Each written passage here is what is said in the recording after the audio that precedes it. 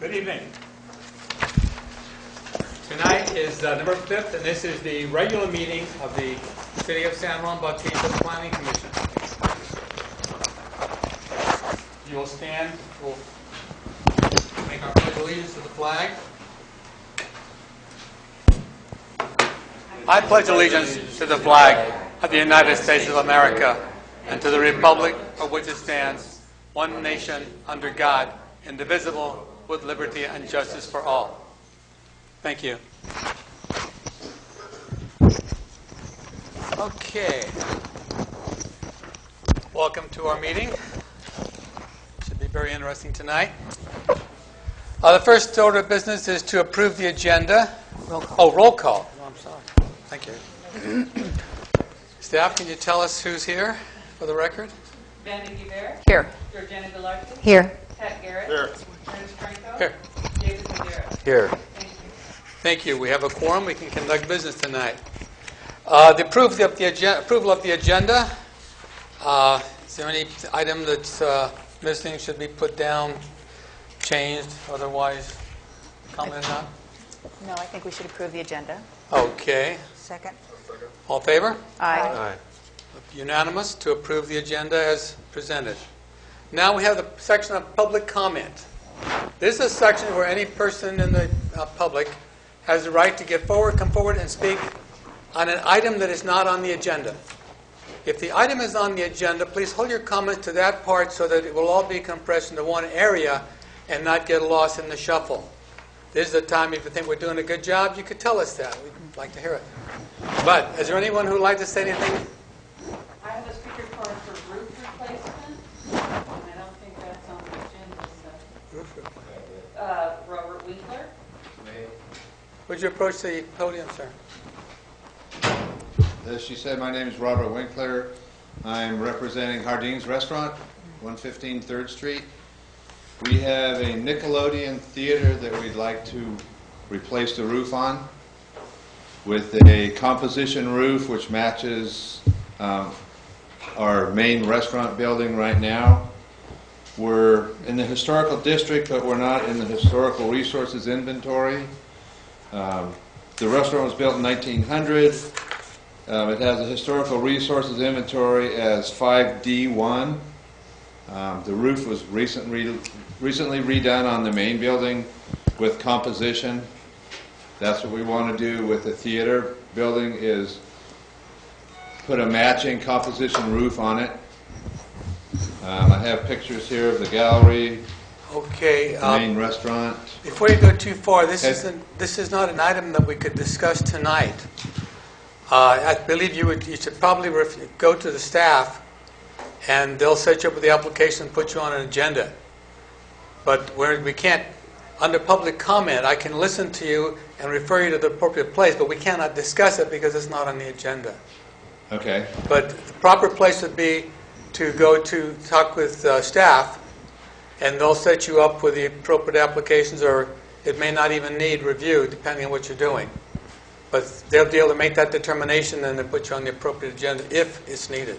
Okay, so I could just come to the office here, submit something, tell them what we want to do, and just wait and see what they say. Just to give you a quick background, he came in and then he asked if he could re-roof the thing to composition, and Matt and I said because it's in historical district it has to be replaced as is, and so he would request that it be changed to an architectural composition roof. And I said, well, then he's going to have to come to the HRB Yeah. to do that. But this is not the HRB at this point. No, exactly. So the Historical Resources Board will be the one to review your application, and make the determination, and authorize your permits to be issued if it went in your direction. So again, meet with staff, get on the agenda for the Historical Review Board.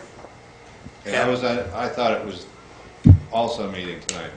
No, that meeting was canceled. But see, we couldn't have put you on the agenda because under state law, anything on that agenda has to be there 72 hours ahead of time Okay, under the Brown Act, the open meetings law. right. So staff can help you. They'll fix Sure. you up properly. Great. Before he leaves, Mr. Chairman, what building is it? It's the theater. The The Calavera? theater, the Calavera, and when did you say it was built? In 1900s, early 1900s. Come on, Pat. That's the 1970s. 1970. The theater or the restaurant part? The The theater. theater. The theater. The rest was Really? 1990. Built by a man called Larry Leschbaugh that owned all that property one time. Matter of fact, I helped build it. And I used to Wow. sell tickets out of the window there. And, Okay, and it well, was new, now I've learned and brand something. new. That's got, right now it's got shingles on it, right? Yes. You want to turn the mic, put the mic on. That's all we're going to say. Thank Okay. you, thank you. Thank you much. Right. Thank you. Is there anyone else who would like to speak? Oh, we have two people. Just, Okay, they're the theater people. They're the Hardiness. Okay. Did you want to speak, sir? I was just going to say, could this be an informal project? But we couldn't take action on it. Informal project review would be something you want to do. But in this case, it still has to go to the Historical Review Board. And an informal project review requires an application be made. Yeah, he should have had that. Well, it wouldn't have come to the Planning Commission first anyway. And the other meeting was already canceled. Yeah. Yeah. But he learned a lot by 70 years. That's part of the informal review anyway, is to learn what to do. Yeah. So did the right thing there. Okay. There's being no other public comments. Let's go for informal project review. Is there anyone here who has a project that they would like to talk about, discuss? We cannot take any action on it, but if you see everybody frowning, it will give you an idea that maybe you want to. And there has been no application for informal review. None? Okay, then. We'll let that one go. Consent agenda. We have the posting of agenda, posting of meeting notice, and the minutes of the meetings of May 7, June 4, and October 1. Does anybody have any comments on any of them? No, Okay. I don't. I do. For the October 1st minutes, absent Commissioner Maderos, please put that down as excused, because we knew he was out. He let us know he was not going to be here. On page 2 of that set of minutes, under C, approved minutes of July 2, there's just a misspelling there. Commissioner? Thank you. And then under D, in the first line, Assistant Planner Leal provided a staff report regarding persons interested. I think that's probably a missing word there. And that's the comments I had. If there's no other comments, if anybody would like to have an agenda to approve the lot as a single vote, I'd call for a motion. I motion that we approve all the Consent previous agenda? meetings. Yes, With corrections. with corrections. Is there a second? I'll second. All in favor? Aye. Opposed? Unanimous? Okay, we have a public hearing now. A public hearing is different from just hearing a particular item. State law requires that we notify the public in the appropriate manners, and we have a formal process for hearing the item and taking action on it. So the item now will be consider amendments to Section 11, signs of the San Juan Bautista Municipal Code. The sign code sets standards for all aspects of signs in the city, and the Commission will consider a complete revision of Section 11. So I'll open the public hearing now and ask for a staff presentation, followed by an applicant. Oh, yes, we are. Staff and the Commission are the applicants. Staff. Yeah, just to recap this, the process of modifying the sign ordinance has been going on for almost a year and a half, close to 2 years. We've had several meetings with the public and is a dozen or so with the staff to develop the various things. And now we're at the final stage to make a recommendation to the City Council. The sign ordinance has to be brought into conformance to a regular ordinance by taking all the provisions, and the city attorney has made those comments. So tonight you'll review the context of the thing, then you will report back to the staff. We will meet with the city attorney and put it in the proper form. It'll come back to you at the next meeting, where then you can approve it and then make recommendations to the City Council for formal approval. Okay. The commission, like staff said, is a meeting for about 2 years, twice a month, for open meetings, and they're all these meetings have been publicly noticed. So copies of the draft have been made available online and in hard copies. And so at this time, I'll take any public comments, oral comments. First, people go in for, and then followed by cons. So if anybody would like to speak in favor of this ordinance or something good about it, now would be the time. And when we do those, then we'll follow with those who want to speak something against what's being presented. Do we have any oral comments? Anybody want to speak in favor of the ordinance or comment on the ordinance in a positive manner?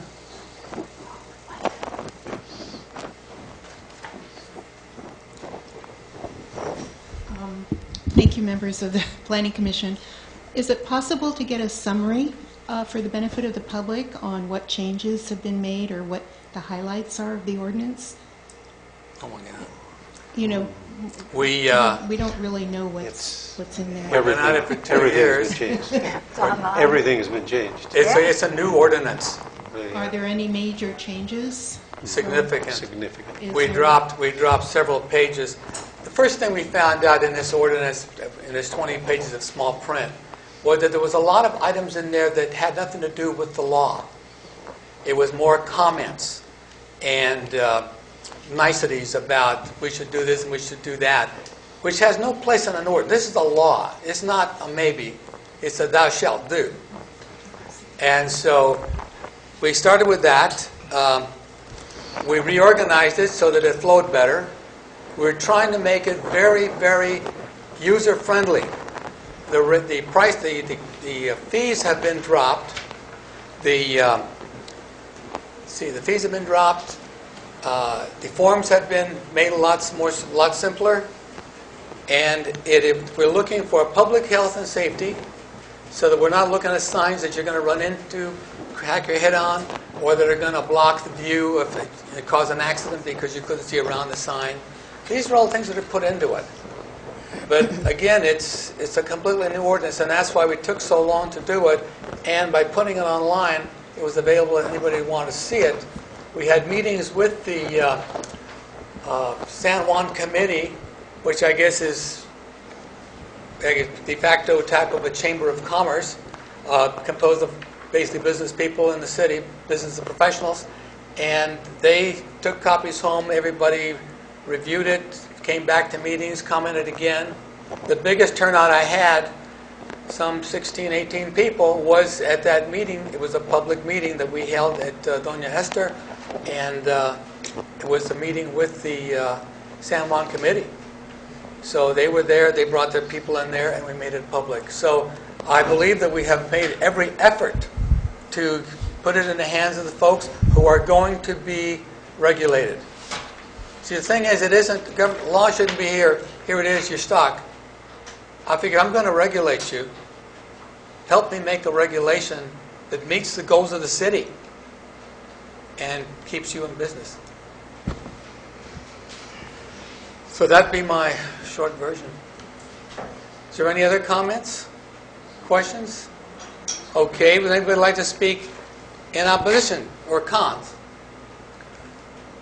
Sir.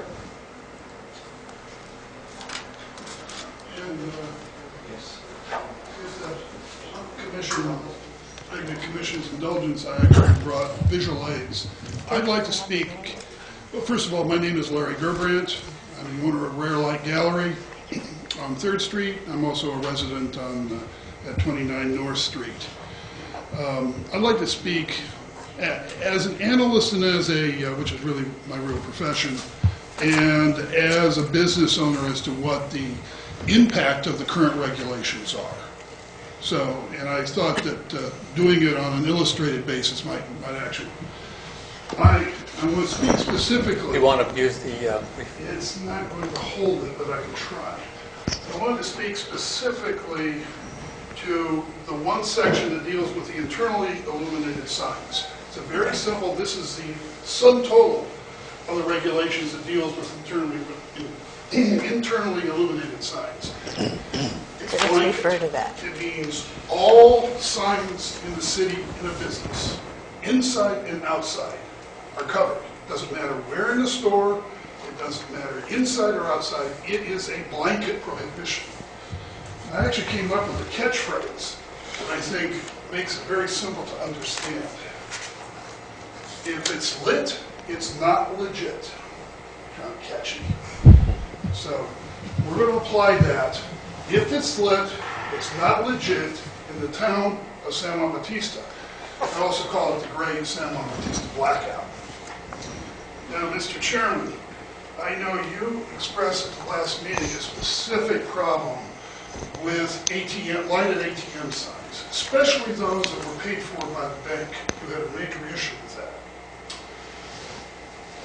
There are 2 on 3rd Street in the bars. There's also brightest sign on 3rd Street is on an ATM, paid for also by a bank. If it's lit, it's not legit. That must go dark under the current regulation.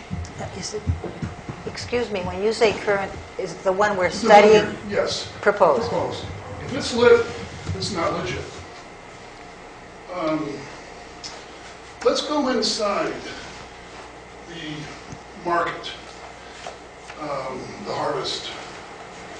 They have, sorry, I'm trying to do this quickly because I know there's a time limitation. I took photographs of signage within the store. The lottery ticket machine has a lit sign. It goes. The ATM machine has a lighted sign. It goes. There is a very large neon display in the middle of the store advertising Blue Moon. Very bright. If it's lit, it's not legit. The bottled water machines have lighted signs. Gotta go. By the way, there is a Corona sign here that's not lit, neon. That would just fine. And there's an unlit exit sign. That's actually good too. 2 of the biggest offenders in town is actually the elementary school. Very large lit sign. Under our jurisdiction. If it's lit, it's not legit. San Juan Inn. Not sure that's in the city. Major sign. And they compounded it by rimming it with LED lights. So it fails on 2 counts. It's internally illuminated and it has LED lights.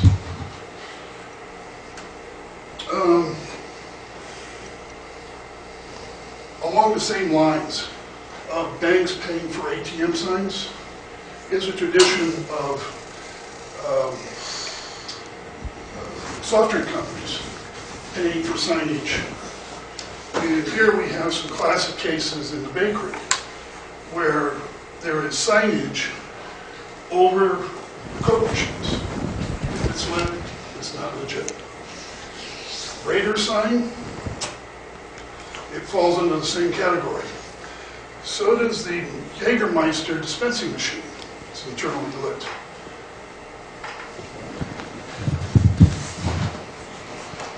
A few other examples. The deli downtown, it's their only sign, but it's lit.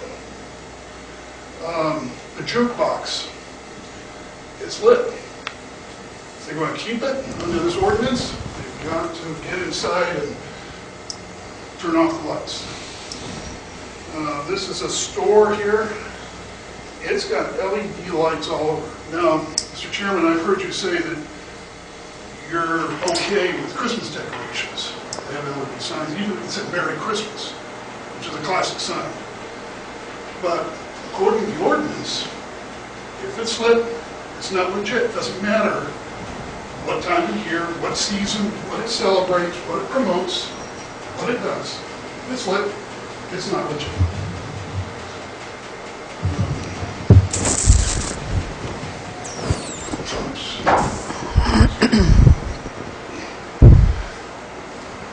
We'll take it maybe to its logical extreme, but can you tell me which one of these signs is legal? This one's lit. Right now it is. This one's not. This is the legal sign. Health and safety. Power goes out. I can't find my way. I should be able to see this one in the ordinance, but I can't. If it's lit, it's not legit.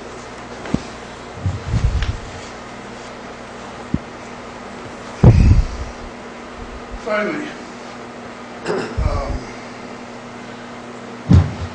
by the way, I didn't bring it, but the worst offender in town is the pizza place. It has lighted games all over the place, signs everywhere. That place pretty much goes dark under this ordinance. He's out of business. This is your Hardeen's. It has very bright LED lighting on the outside. Now, I've heard you say, Mr. Chairman, that that's okay. But if it forms a word, it's not. So, this lighting here, this uneven lighting across the front of the Chinese restaurant is okay. The LED sign is not. And this is my place across the street from Hardeen's. Those very bright LED lights are okay. They don't form a sign, but they are LED. The dim LED green open sign, which I carefully selected so it's not, doesn't flash, doesn't do anything other than say, I'm open for business. If it's lit, it's not legit. And finally, this is the San Juan Bautista I want to live in.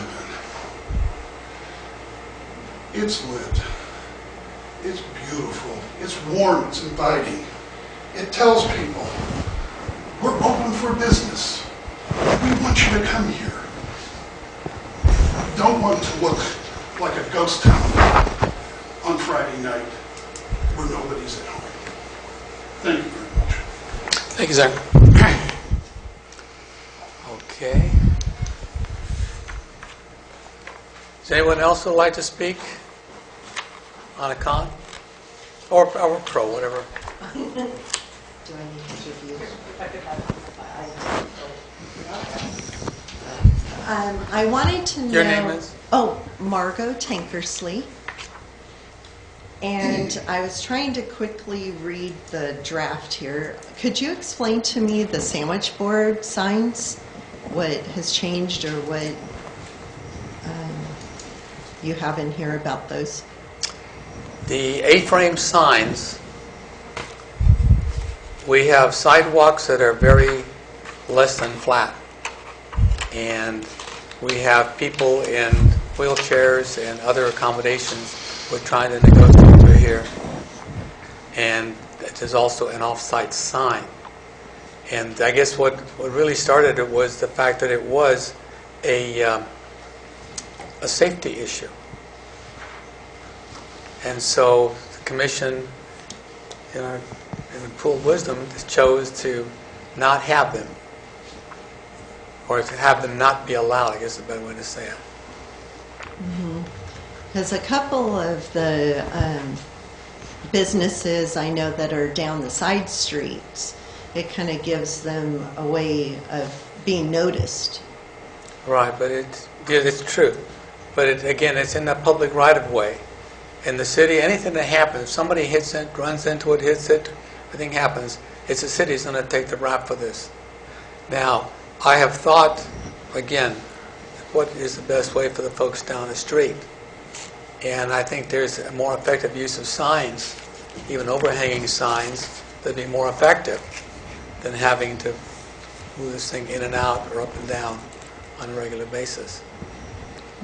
It was not intended to hurt any individual. It was just that in the aggregate, it was a safety issue. And part of the role of the police power of the city, public health, safety, and general welfare, and we felt safety was a significant factor here. And so would it be fine to put a sign out for the day? On Well, a daily special on our window? There are provisions for temporary signs in the ordinance.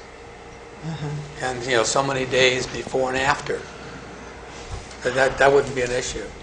It just needs, whatever is in there, the staff would probably issue the permit over the counter. But for those, as we put this together, that would not be one of them. What about the A-frame signs that have been approved? If a permit, see now we're going to what's called a non-conforming use.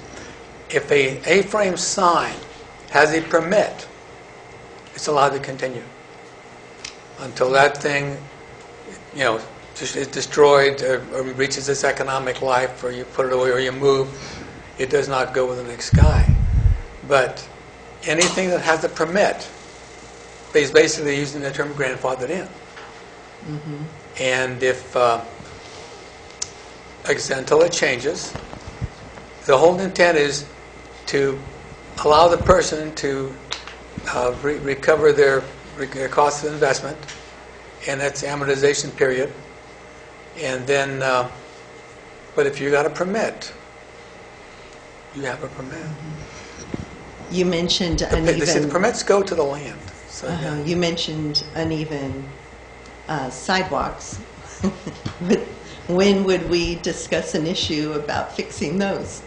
That would be one for city council. I hate to pass the buck, but there are things that that we have recommended to council, other things. But the bottom line is the actual action for doing something like that. It comes out of the purse strings of the budget, and that is controlled by the council. So, legitimate presentations to the council on that issue would be in order. Well, I know you gave an excellent presentation on the lights, Very and nice. I totally agree with him. I think any lighted fixture we have in our stores, I have Margot's Ice Cream Parlor, and I was waiting to see a picture of my Pepsi machine. You missed it. We have one of those and several lights going on in our business. I would hate to have them all gone. If you don't want them right up next to the window, that's fine. We can move them. But we would like to keep our lighted I don't see that signs as an and issue. fixtures inside. I don't see that as an issue. That's not what the ordinance says. The ordinance is an absolute ban on any lighted sign. Right. No exception. No distance from the window. Right. Yeah.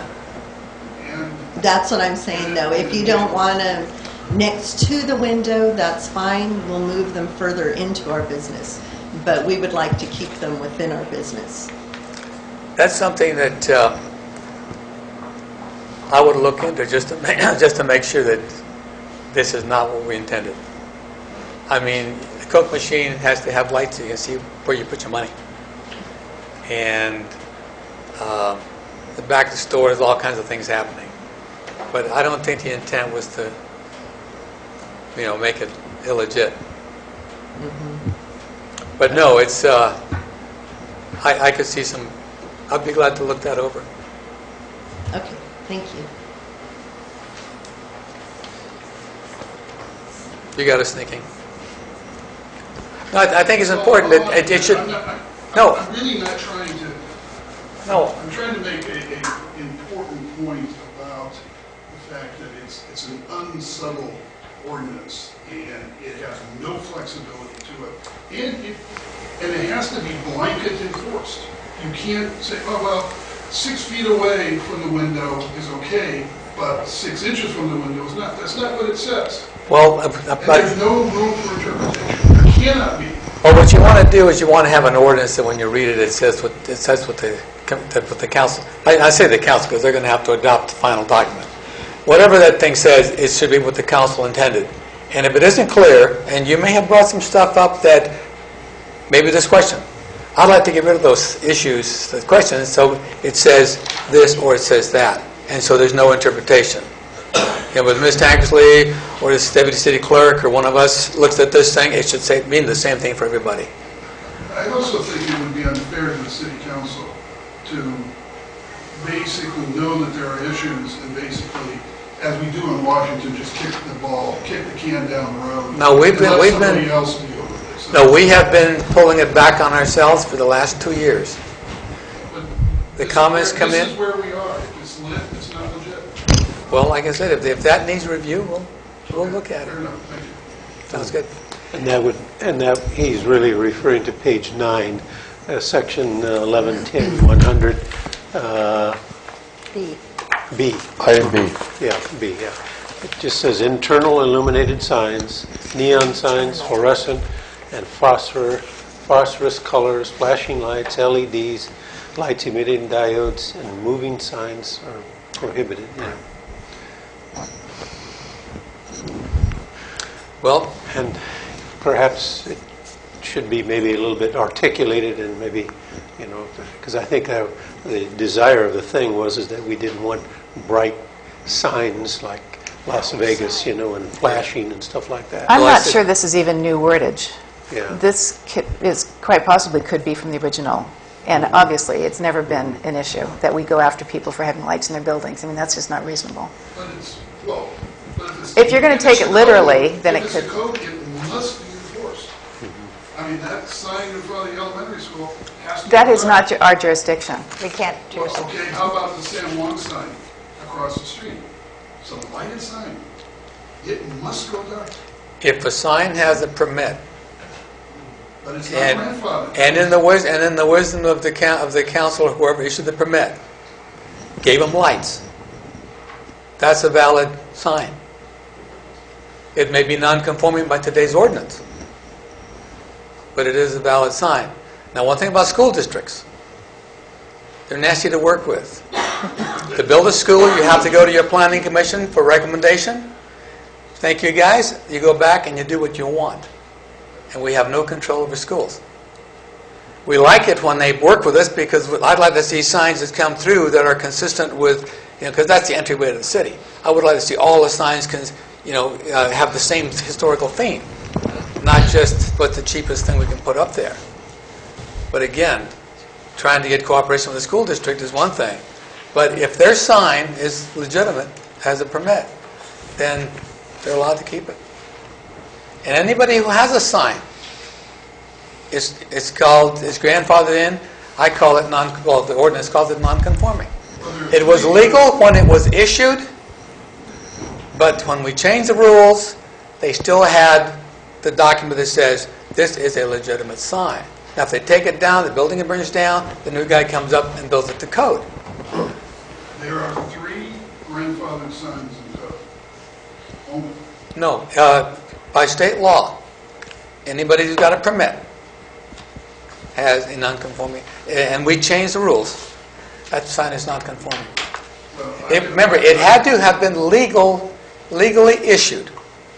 The fact that you put up an illegal sign and we changed the rules does not give you any standing. But if you have a permit and we change the rules later, you have a legal sign. So it also includes that exit sign. That's a state law, you have to have it. Yeah, I was going to get to that. But in this code as written, there are only 3 grandfathered signs. That was for the neon. Oh, well, actually, neon. There were 5. Neon. That was for the neon. Right. And that's it. Any other neon signs in town have to go. whether they're inside the store or not. Well, if they don't have permits, they would be illegal. Yeah. Yeah, let us look at this, so we don't take any more time, because I think everybody on the commission now knows what we're looking for. Make sure that this says what we mean, so anybody picks it up doesn't have to wonder what we meant. It says what we mean. Sound good?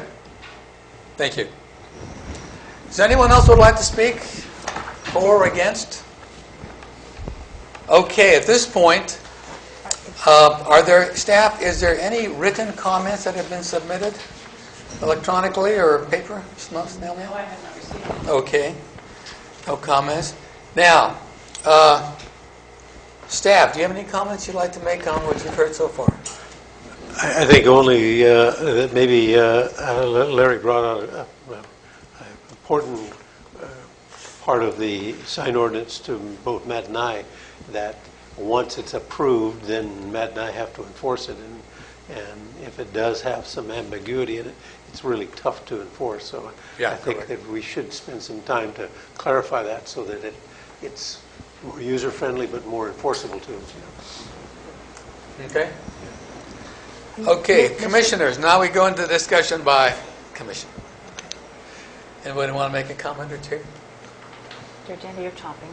Well, no, we did take written comment during the committee hearings. No, those are documents. We have acknowledged all of them already. Yeah, this is for today, tonight. anything coming in. Okay. Commissioner? Commissioner? Yeah, I'd like to say that in the last presentation item was San Juan is beautiful. And I think we're after that too, as far as the commission is concerned. And I think we are going to look into this, and we're going to do what is right to make sure that San Juan stays beautiful, even at night. One way or the other. But open for business. Open for business, absolutely. Otherwise, you have no sense. That's my comment. And we need signs to draw people in. Yeah. I would like to... Because I see that San Juan is not just a collection of buildings, but it's also a presentation of art. And I think neon signs and lights have a lot to say to that. And I think historically, we can go back for many years to see that. And I think that image is a perfect image because it illuminates the lighting within the building. I mean, it's not excessive lighting. It's natural lighting that you would use in a room, and that's, I think, what we're all after. Not flashing lights, not open, but you can see when it's lit like that it's open. I don't think you need to go to extremes. I really think we're all on the same page. I think we need to work on internally illuminated signs. I think really we all know what that means, but to be perfectly clear, we'll have to rephrase it. And maybe in framing that lighting is that maybe you could have access lighting, directional lighting, state required lighting, and get a little bit more specific of what's allowed, Definition. Yeah. And I'd like to add that we did at one time talk about including from the design guidelines this section on lighting, signs. We're not even talking lighting, signs. And I'd like to see that part of the ordinance. We talked about that. Yes. Did you plan to include it in this, or is it going to be part of the permit? Or? I've got it on the drawing board Okay. there, and what we'll do is we'll bring the artwork out and make it on the final presentation. Yeah. Okay. Okay, so let's see what we got here. Do you want any additional testimony from anybody? Did you? Okay, I'll close the public hearing then. Further discussion by the commission. Anything you want to say? I appreciate Dave's remarks because that's where we're all coming from, to make San Juan beautiful. And I appreciate what you have shown us today, Mr. Gerhardt. The San Juan is very active at night, sometimes much more than during the day, and we certainly don't want anybody to think we're closed. Okay. There is one additional thing that I noticed there. As I walk along down the streets and everything, there are a lot of shops that have planters and benches out there, that encroach on the right-of-way. And Margot brought out an interesting point, is that she feels that maybe an A-frame or sandwich sign could be incorporated that takes the same space as those, and it would still not impede the pedestrian access on sidewalks and stuff. And as I walk up and down the main street, I see a lot of the half barrels, with flowers in them, and some of them are ash butts and stuff. But they take a portion of that sidewalk up, and some of them are 26 inches in diameter, some of them are 18, and then I always felt that if we could some way compromise to say, hey, A-frame sign would not take any more space than those planter boxes that are currently, and I think there's a lot more than because when I walk up and down, I see a lot more planter boxes that are coming out. We used to use the planter boxes for like the watering trough. That was its name. That was its position. It didn't need any more. Yeah. So those symbols are really effective. And then the other aspect that I see is a few of the little restaurants are putting chairs and tables out there so that people can sit and, when the weather's nice and stuff like that. And that encompasses some space in that sidewalk. And so how are we going to handle that? And how is Matt and I going to handle that in terms of encroachments? If anybody trips over a barrel or over a sign, who's got the deep pockets? City, and unfortunately, the pockets just aren't deep enough, even for the stuff that we need, like sidewalks and things. So we can't do something that's going to put the city in a liability status, and that's another part of it. Okay, but we will do this. What I would like to do is I'm going to call for a motion to continue this for 60 days to the January meeting. That will allow us to have probably a committee meeting in the meantime to review this stuff and give staff a chance to complete the images that would be for the graphs so you can see what we mean.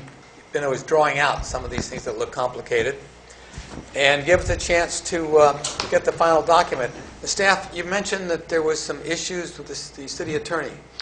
Yeah, how are we doing with that? Not so much issues. He just wanted to make sure that it was framed where the standard procedures that if any one portion of this ordinance is found invalid, it would not jeopardize the whole ordinance. And there are clauses that you put in there to make sure that happens. Has he given you the text of all that? Yeah, he's given us the text, and then we'll incorporate that in your next draft. Okay. Yeah. So, call for the motion. Mr. Chairman, I move that we continue this to the January meeting. Very good. Is there a second? I'll second that motion. Favor? Opposed? Unanimous. That will give us a chance to start the year off right with an ordinance that will be the benefit for all the folks in the city. Thank you. That's the end of our public hearing. Now, what's the next item on the agenda? Okay, we have a series of discussion items. The first one being the brewery building project. 104 the Alameda. We're expecting a presentation by the architect and probably a status report from the architect and staff. Is the architect here? Sir, would you come and tell us what you've got?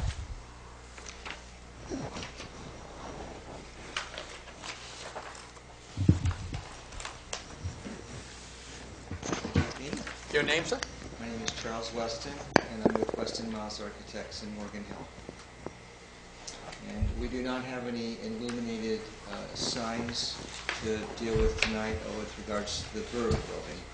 So need to have a building to put them on. We're not adding to the stock. Tonight I'm here to basically follow up with you on how we did with the salvaging of materials and how we're going to incorporate those materials into the new construction, and to show you what it'll look like, the finished materials, when it's all completed.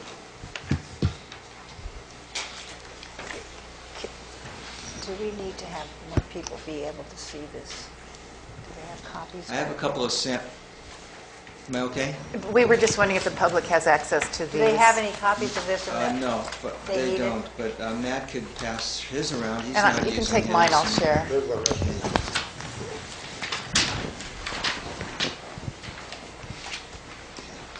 I could share with Pat if anybody Then needs you guys share. I've got, they didn't, I guess they don't need them. Thank you. Need another one? Yes. You take that one, I'll secure that.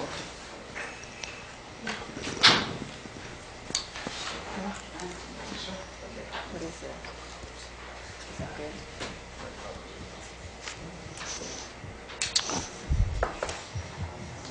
So, as we're all aware, the demolition has occurred, and over the course of that, we met with staff and the contractor numerous times to determine what materials we could salvage, and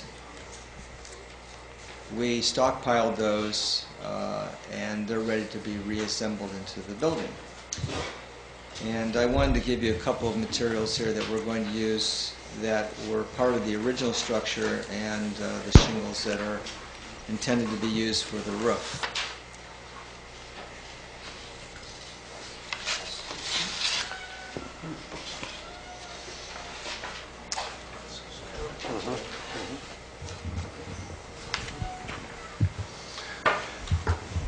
Bear in mind, we're not going to follow the same colors as the exterior saying. Yeah. Not a bad color. I know. I like it. Like this, Pat? All right, the materials you have in your hand is one of the two types of siding that we found. The other is one that also is in other buildings in town, but we believe that's the original one there. And we don't have ironclad proof that that's true, but we've taken a slight inventory of some of the buildings that were built approximately at the same time, and that is the siding that were used. And the one that we did see that we really thought was a great example of how we're going to present you tonight of how it would look, had those shingles, that siding, the windows, and the decking material. And so we're going to somewhat use that as an example of how we feel the brewery should have been built when it was originally constructed. So tonight I have two boards. One is generally the exterior, and it is showing all the materials that will be used to reconstruct. And so the main siding facade material is the redwood siding that you have. And if we don't have enough, which I believe we don't, we know sources that can duplicate it, or we can find it from some other source and reuse it. So our intention is to completely reuse the siding that we have and then go after siding that's similar. It's all redwood, gorgeous wood. Redwood?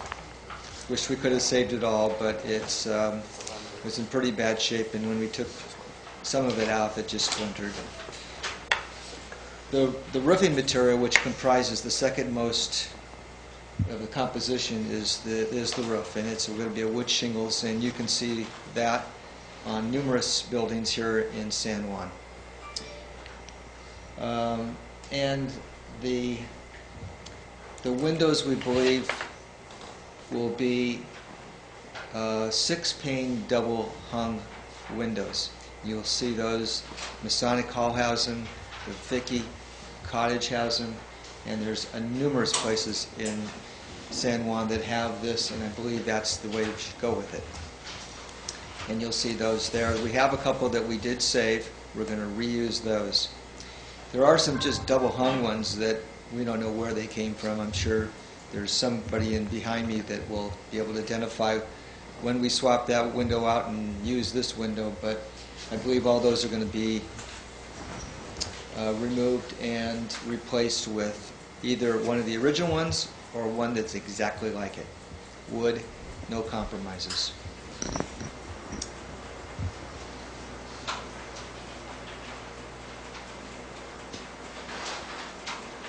One thing we did include in that we have a little bit of an accessibility issue that I don't believe it existed back in 1800s was handicap accessibility. And we took care of that by grading, so there is no ramp to our new building, but there does need to be a handrail, guardrail, which we're proposing that be similar to one by the Plaza Hotel. And it's a simple, very unadorned, hopefully transparent, so that it doesn't encumber what we're trying to achieve, which is the look of the building. It's a 2x6 rail on top, a 2x4 with several 4x4s, and we hope that it doesn't present much of a visual clutter to the composition. Right there is the one on the corner. It's the bottom left-hand corner shot that you can see over by the barns. The decking will be similar to all the decking as you go around or wrapped around the building will all be the Douglas fir 2.5-inch tongue groove. And there's some corbels that are similar to the that we're going to use at that are like that in the Plaza Hotel, and you can see them in a disintegrated look right here. If you pay attention to this and really study this old picture, I can guarantee you we're on the right track. This one right here provides so many clues, even though it looks like it's ready to fall off. But it has a lot of the things that we want to show again. And the Plaza Hotel surprisingly has some of these details, but in a larger scale.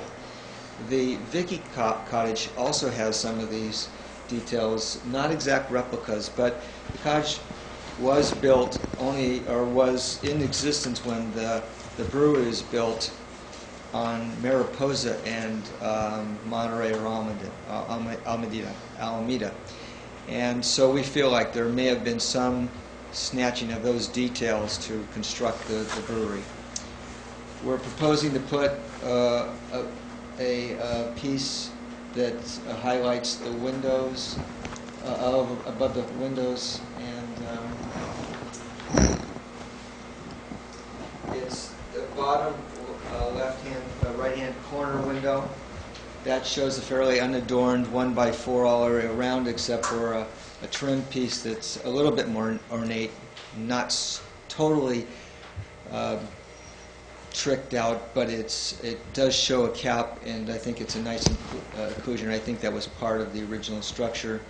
The signage over the front door, the double doors there, we'll look at as close as we can to the original. And again, the Plaza Hotel has a lot of the similar details. They're larger and not quite as, it doesn't have the scale that the brewery does, but it provides a lot of the clues that I think we saw here.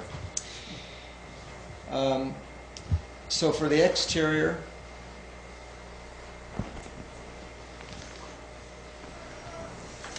oops.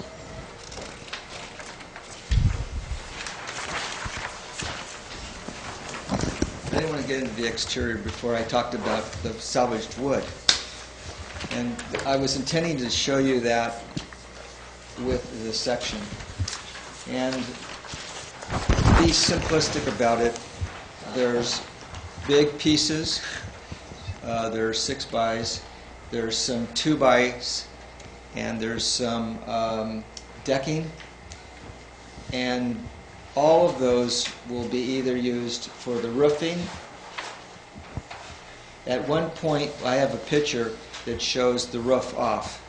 When it's being reconstructed, you'll see it exactly as it was when it was being deconstructed when it's being constructed. We're going to use all that 2x material. It's all redwood. It's all good. And then and that would be for the ceiling joists and for the roof rafters and for the collar ties. For the floor joists, that'll all be the same floor support system that was there, as well as the decking right here and the, sorry, I'm not showing this very well to the audience, but the overhang that has the San Juan Brewery sign in there is all being reused with the original material. So when we get done, the only thing that we don't anticipate using for the initial construction is the one by finished floor that we will keep and use for our tenant improvements as soon as we have an occupant, and that'll become a separate construction permit application. And a few of the windows. But when I submit a set of drawings for construction, I can almost guarantee you every piece of wood that's out there is going to be reused. The colors are this white, this, well, I'm not going to even say that it's a yellow. Champagne. And the darker green. It's a conjecture as to what that green, was it really a green or was it another color? Looking at the picture, it's clearly defined as a different color, a darker color. And so I took a sample of some around town, and it seemed like this dark color was appropriate for the use of the brewery. And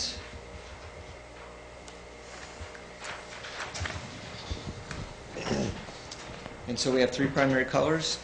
Try to make it as simple as possible. Don't paint it any more than we have to. And use all the material that is out there right now. We've surveyed it. We think we can use it. We've had it. We don't have to have it graded per historic code, but we do have a structural engineer who's going to come and survey as it's being constructed. So that'll ensure that it's structurally up to current standards. It'll be ADA compliant, and hopefully when it's all completed you'll all be happy, because I think it will be a beautiful building and it'll look exactly like, hopefully it looked like when it was built back in 1871. Mr. Chairman, I had asked Charles, if his intent was to put the cantilever flagpole over the porch, and was that going there? And he's elected to have another flagpole there, and I just wanted the commission to be aware of that. It's just, and that's something that you can kind of elaborate on there. The flagpole was on the porch, and it had some struts back there, and it was cantilevered out over the right of way, and you'll see it in that. Yeah, it's right here. Mm-hmm. Yeah, right there. Yeah. Yeah, Mm-hmm. and I didn't really think much about putting it back. I just felt like it was structurally really difficult to accomplish, and that putting a flagpole, maybe just of wood, if you wanted to do that, off on the landscape as you normally see, would be a good way to acknowledge that there was a flag there. It could be accomplished. It's certainly, a call that I made, and if you'd like to discuss it and think some that might be not the way to go, I'm more than happy to include it. I think that ends my presentation. If you'd like if I had any questions, I'd be willing to answer them and try to further ease your mind as to the intent of this whole deconstruction and reconstruction of the brewery, and then how eventually it will look. And then I had one question there. The original building was elevated up to where the front porch had a rim joist, and there was a space, and then a 2x, and then a space and a 2x, and it showed probably maybe an 18 to 24 inch there, and in your elevations there, are we going to And then I think you mentioned the fact that we were going to try to lower it a little bit so that we wouldn't get into handicap ramps and ADA requirements. You could kind of comment on that. Well, we are going to duplicate this. This is where Roger's talking about. There's a 2x8, a 2x4, and a 2x4, and we're going to replicate that. The one thing that we're not going to replicate is that there's a step up from the door off the deck. We're going to keep that flush for handicap accessibility reasons. So we are at the same height as the deck, which is 18 inches. The another 6 would make it 24, so we've essentially lowered the building the finished floor 6 inches to accomplish accessibility. Other than that, I don't think there's an element in this building we haven't looked at and tried to figure out how it was built and do we have the pieces to reconstruct it. There is on the roof, right across here, there will be a vent that'll be the same color and it'll be the same materials, red cedar, but it'll be to allow air that accumulates in the Is it this one? roof to... The square here? Well, it is that one. It doesn't show it, but because I don't want to put any vents in there on the gable ends, which weren't in the original design, and the fact that I didn't want to put them in the roof, in the face of the roof, so that you would see a vent, this was the only clean and more aesthetically pleasing, artistically correct way of venting a roof without going beyond what we've seen in the past. Is there a way to construct the shingles so that there's a roof vent at the crest? And I think that sometimes what they do is they throw a spacer and elevate it so that it breathes out. I know they do that in composition, and Well, they could put the vent on the backside if they wanted to. they get maybe on the backside and. Well, we could do what you just suggested along the ridge. The front you can leave up, but the vent on the backside. Backside, yeah. If you wanted to, you're talking about in the field itself, we can do that. It wouldn't be a ridge vent. It would be in the They're low slope. profile metal vents, yeah. Well, They're about this high. Yeah. They can paint them out the same color as the roof. Yeah, that would just be in. Because you need ventilation up there. Well, if you'd like to do that, I could certainly incorporate that and eliminate that detail. Yeah. Can I ask a question? Well, I think the ridge vent, well, just because it's a building totality, you're seeing it from the backside now because there's a parking lot there.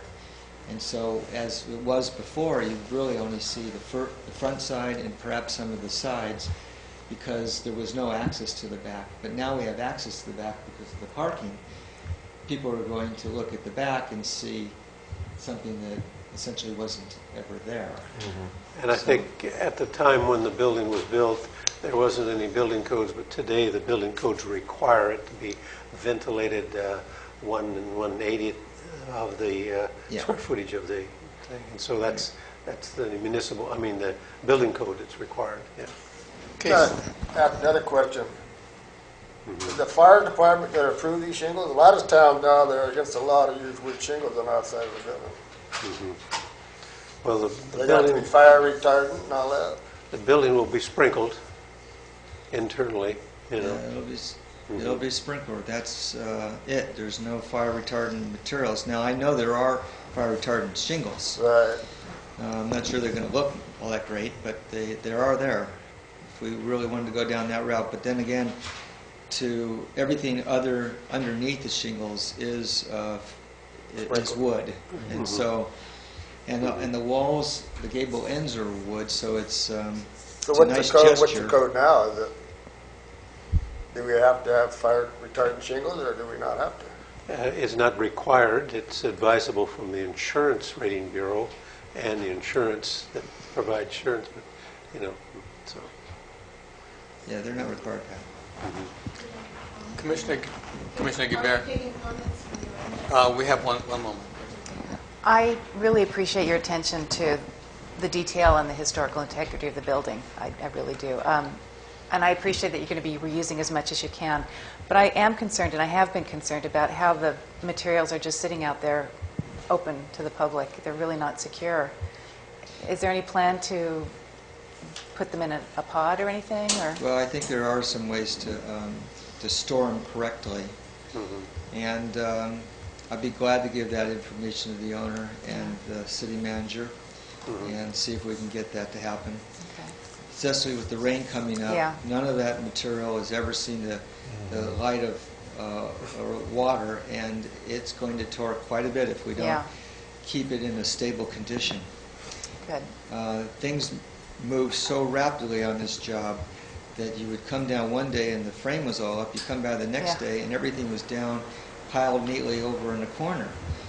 And we had suggested that perhaps there was some ways to store it, but didn't get to it quick enough. Okay. Speaking of security, you've got a big hole out there, and you've got some orange, whatever you want to call it, all lying on the ground. And what is it going to take for the city to see that thing in a safe condition? Because we've been talking about, for a long time, it wasn't even the barrier stuff on the ground. It wasn't there. But now you've got a hole. Some kid goes and looks in there. Like I said, the deep pockets are going to come after us, as well as your client. Well, so my thought is, if you're going to have to put poles every 1 foot, doesn't matter, but you got to make that thing secure. Yeah. Point taken. I agree with you. Other comments? One more. Where you have the feed yard and hay and wood and San Juan Brewery, yes, you will keep those? Well, I'm going to replicate them. Okay. And maybe you'd put circa with the year so that people won't, even if it doesn't become a brewery, if people see that, they might I'd be good for business. Be hopeful. One more question. Is this the original plan, or are we going to get another plan which shows all the site drainage, landscaping, lighting? No, you're not. We will get it. We will get it at the plan check. We have it, and we've already submitted it. So all the grading, the drainage, all the underground utilities have already been submitted. So I wasn't sure how that would come across your desk, but we were concentrating more with how the building was going to be dismantled and reconstructed. The other parts, we have, I believe, shown you our plan, and it's in the back of that, what we're intending to do. There's no storm drainage in this. No, but the plans that we have has all of that details on there. Yeah, that wouldn't be a planning commission item. That would be a building department, fire department, engineering department. Look at that. And if we can bring it back and show you before we issue the permit, we'll bring it back to you. Pat, if your concern is there's going to be a riser sticking out in the front, or there's going to be some utilitarian kind of piece of mechanical equipment that we'll see, I guarantee it won't happen. I've looked at all of them. They're all in the back, and they're all behind fences, and everything is... Only thing you'll see is this building. You're not going to see a backflow preventer that's 4 feet high, 6 feet side to side in the front of this building. It's just not going to happen. And all the risers, the fire risers, are all in the back.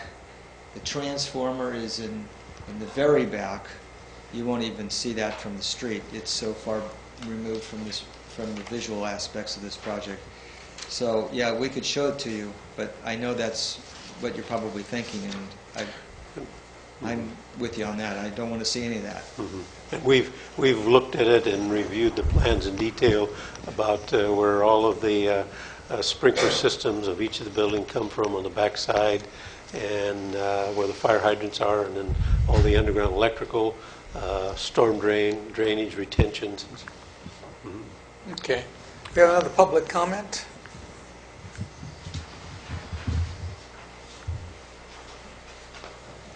Thank you, Cara Vonk. This is, I think it's going to look very nice. I'm very glad that the architects are being so careful with the building.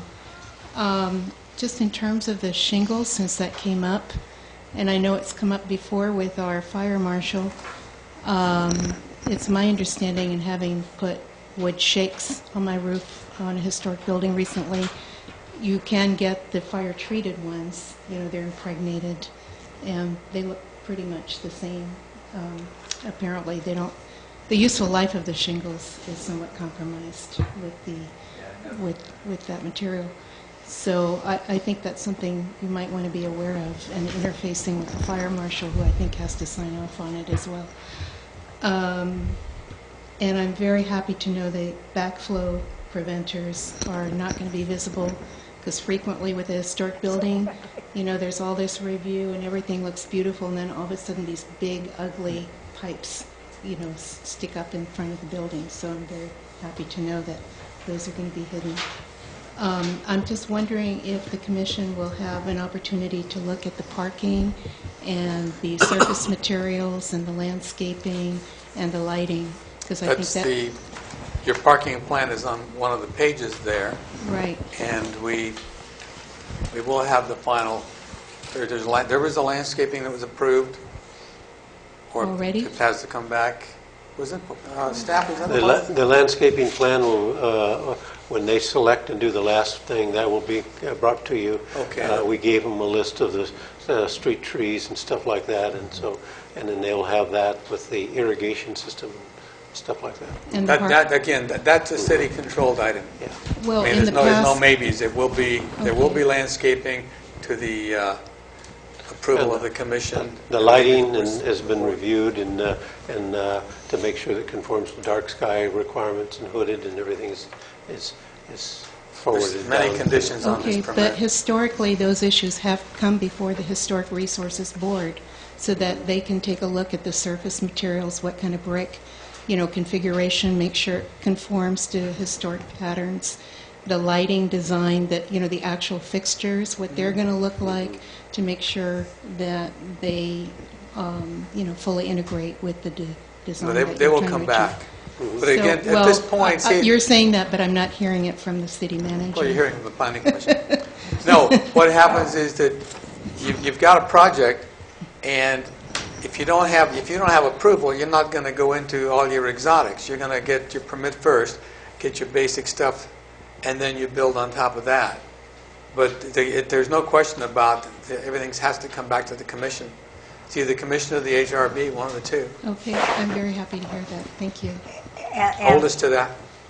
And the building in the back is another subject for us. It is approved in concept, but they'll have to bring back that as a separate issue when they get ready to submit the plans for that.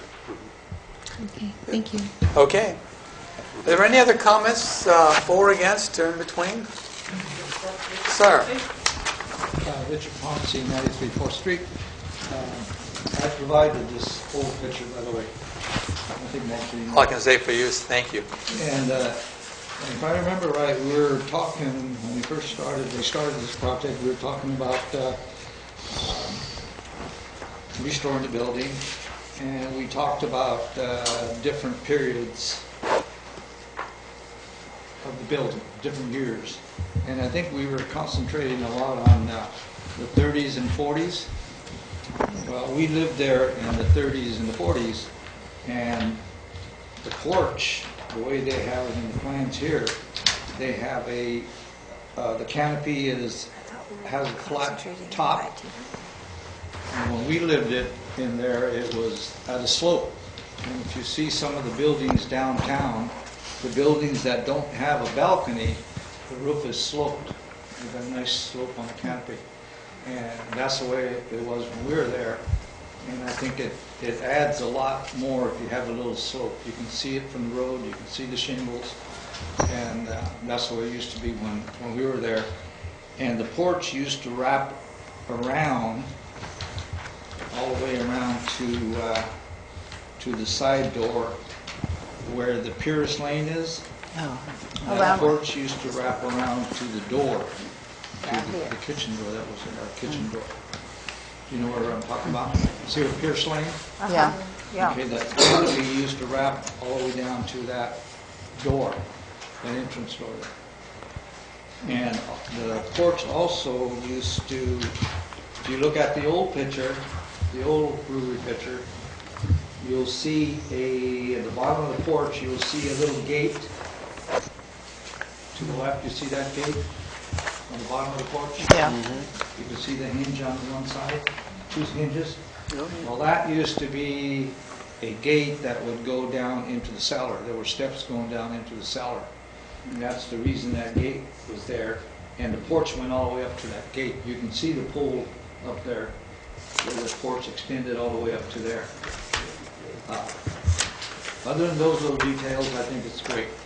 And I think they're doing a good job. And I'm very happy that the owner is working with us on this. But I would like to see the porch on the slope and wrapped around to that Pierce Lane. And I think the rest, another thing. On the railing had, was pretty much the way this is, but it had a 2x6 all the way around the top of it. And if you see a lot of the old buildings, they have that 2x6 railing all the way on the top, to top it. And I remember when we lived there, we used to put planks on that railing, pots. Thank you. Thank you. Are there any other comments? For, against? Sir, your name? My name is Manny Leal. I'm at 3500 Union Road, Ulster. It's really a pleasure seeing something like this, being revitalized. But I was also had a little bit of concern. A project I worked on a few years ago, they would not let us use reclaimed lumber unless it had, the mill stamps and and so on, and the grading of the lumber.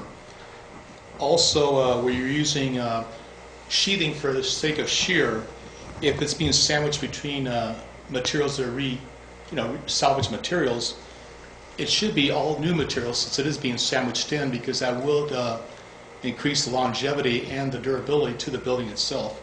But like I said, these are just little comments that, if it ever hits the building department, which I know that Roger and Matt are part of, will that be a problem where, like I said, the lumber that's being reused is not graded or have the mill stamps on it, which, like I said in the past, in a couple of my projects, we've been denied using that materials because it did not have, the right, identification on the lumber. Thank you. That's all. Thank you. Yeah, he brought up an important thing is recognizing that when the structure goes in, we use that. We are going to maintain, and the structural engineer there is shear panels, and probably OSB there, and then the siding is going to be put over that to make it look like the original. But internally, it's got to be seismically required so that it meets the earthquake standards. So it's covered. Mm-hmm. Yeah. Good. Okay. Any other comments? Okay. Let's see what we want to do with this. This is basically just a review and a status report. I think we've gotten both of them. I move to no other comments.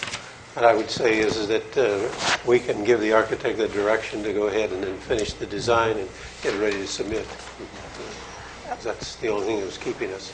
Okay, how do we want to do this? Just by consensus? Consensus, yeah. Okay, the architect, do you have a comment before? I have a comment. I liked Mr. Ponce's idea of wrapping the deck around to the kitchen door, because that whole end is the first thing that anyone coming up the Alameda from the stoplight sees, and that would soften the hardness of that end, the gable end there, in my opinion. The architect, you want to, at least you can consider that in your... Okay. Okay, then I would look for a motion to basically, or... Can I make one more comment? Sure. Comments I just made earlier, are they going to be considered, or is this what we're going to see? Or are the plans, can they still be changed to? You'd have to ask the architect that question. What is your feeling about this? Yeah. Well, So far, the parts that we've talked about are more finish and architectural in a sense. But what we're wanting to do because of the season is get the foundation and the framing and the roof on as early as we can. So what our intention was to say, this is what it's going to look like.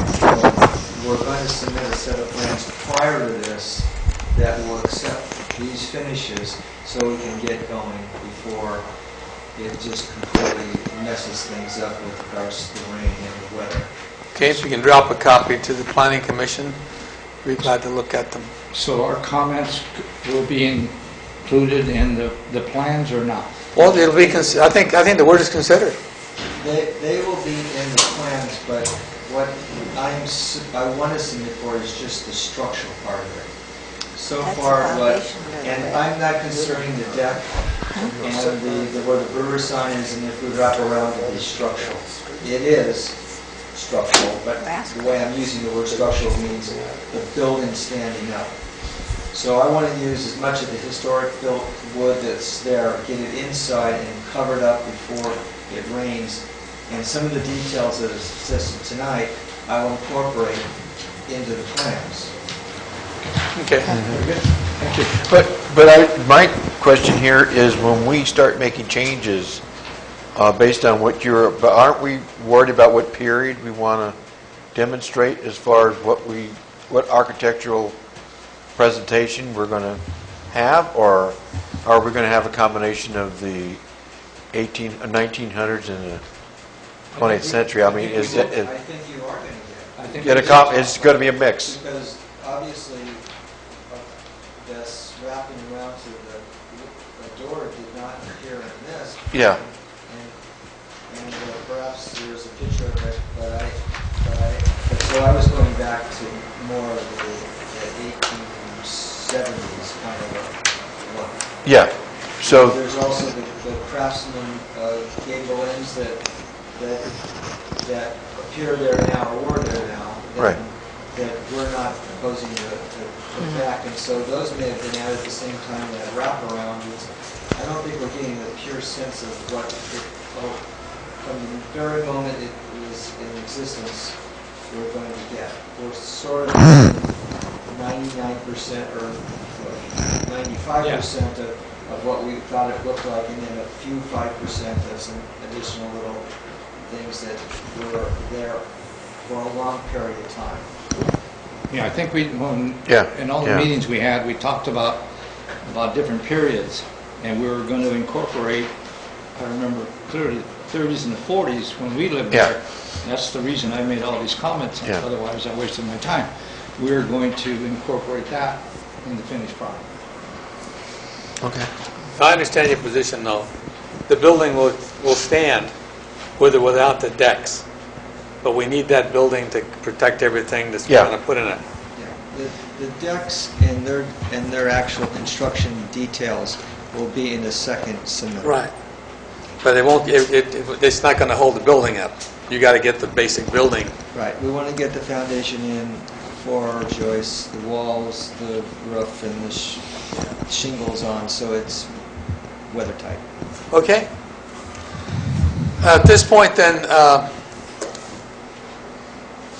the architect has given us a presentation. He has talked about a lot of issues, thoughts that he's going to consider in putting this together. Does anybody have any objection to what he's going to do as we've had it presented to us? What I'm looking for is if there's no objection to it, that becomes a consensus. We don't need a resolution on something like this. If there's something we want him to stop on, we say, hey, you can't do that. Then he could go for public hearing on it. But at this point, I feel confident the fact that we've got to get that thing up so that we can put stuff inside of it and protect the stuff that's going to go outside of it. But until that thing gets up, nothing's going to happen. And again, decks and windows and all the niceties are put on that basic building. So I'd like to see that thing go up. So unless somebody really has some objection to it, I'd say, let's let them go through with it. with what he's done so far.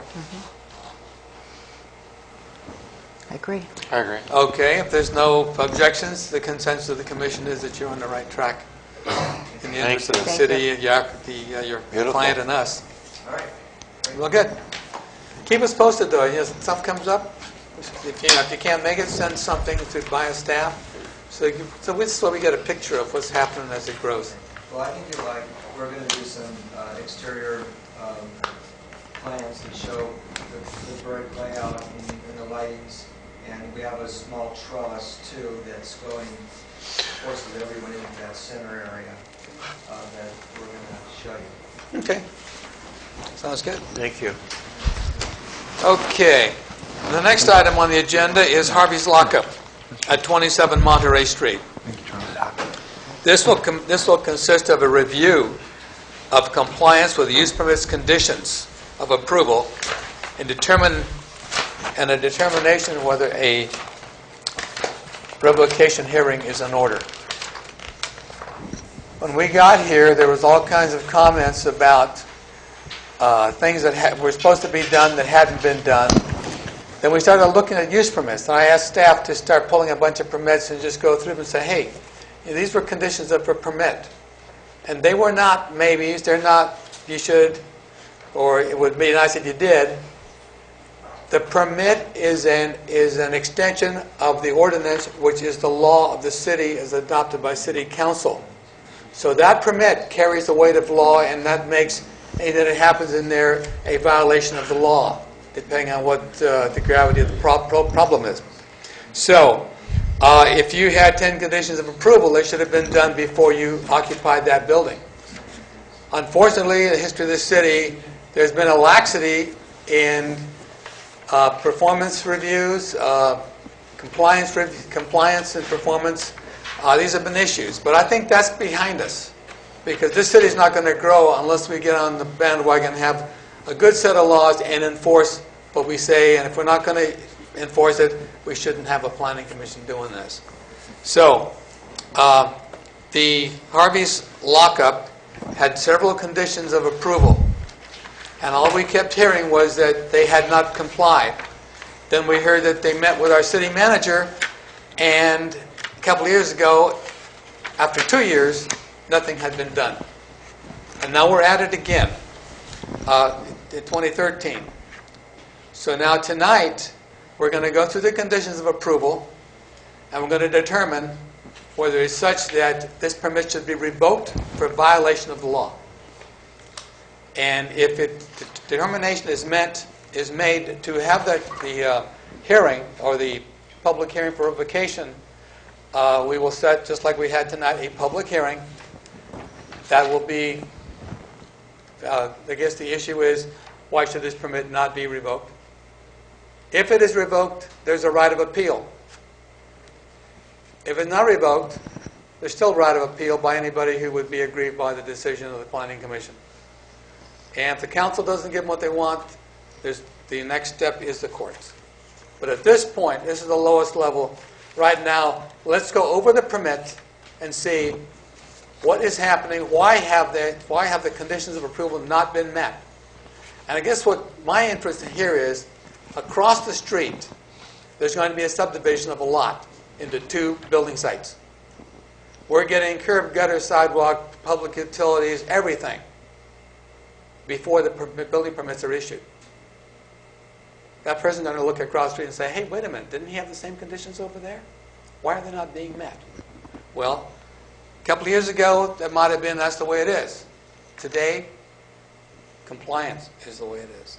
So, staff, you want to start the review on this thing and tell us where we are? Mm-hmm.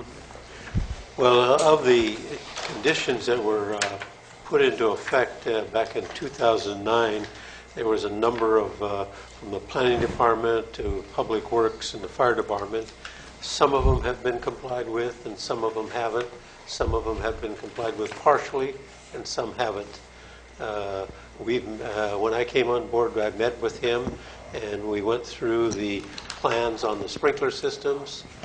We sent it back to the design engineer, and it came back after 4 or 5 months, and then it was finally approved. And so the sprinkler system plans have been approved. The engineer in charge has submitted the improvement plans for all the public improvements around Wait, the building on 3rd, Church, and 3rd The Street. sprinkler system, you said that everything's approved. Have they Been been put in? Yeah, nothing has been installed yet. You know, Okay. it's been, the plans have been approved and have been approved by the fire chief, you know. The improvement plans around the building have all been submitted. We've reviewed them and we've approved them. We had subsequent meetings with him and we told him that he has to start a program to get them in. He has completed 3 of the handicap ADA requirement returns, and in sidewalk on the 3rd Street side, the 2nd Street side. And nothing has been done on the Church Street side or on this 3rd Street side. Well, Landscaping 3rd Street's had grass. landscaping, Yeah, landscaping. and lawn, yeah. They were Mhm, yeah. 3rd Street. He's done a lot of the storage things inside and completed those. And the little incubating storage things are metal and they're fire resistance and stuff like that. But still, he has the sprinkler system to put in to meet the fire codes and stuff like that. So, of all the conditions, he's made some headway on a number of them, but he hasn't completed a lot of the interior stuff as well as the exterior. What's the price estimate on the sprinkling system? Do we know? Generally, they run right around $60,000 to do the whole system. At the time this went through planning, there weren't going to be pods on both sides. He was having storage of vehicles on the larger side towards 2nd Street.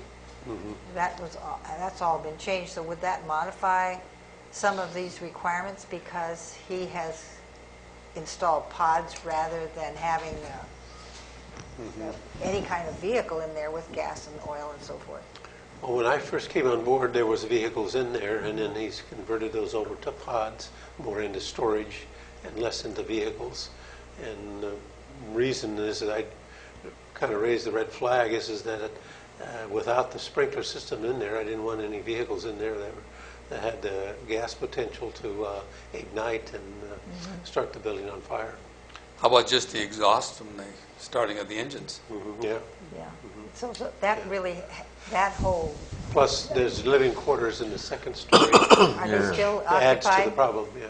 Well, are they still occupied, the living No, quarters? they're not. So he's not, so the changes of the use of the building have changed also. And he doesn't plan to have them habitable?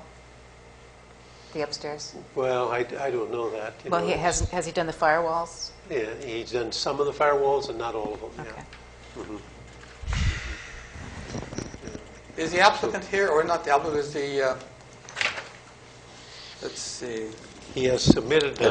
what's the gentleman? Steve Adair. Mr. Adair, is he? there? He has submitted a letter dated October 3rd, and we received it. And this is basically his explanation of why certain things and his priority and improvements, and I think it consists of 1, 2, 3, 4, 5 pages, and he's signed it there. And in conclusion, we have built an adequate number of lockers and succeeded in renting them. We have the revenue stream that we need to accomplish the improvements desired by the city. We wholeheartedly share the goals with the city, and we are making good progress towards that end. We desire much of the city does not give these improvements completed as soon as possible. We hope that this letter provides you with the information you need to understand how much progress has already been made and how committed we are to completing the remaining improvements. We urge you to work patiently with us. All the things we can get done here, we'll have the necessary financing. And I think what in his 5-page dissertation is that when he started it, we had gone through a significant recession, and it caused a lot of economic problems to him, and he's tried to get financing and stuff, and he's plodded away, but he hasn't completed all of the improvements.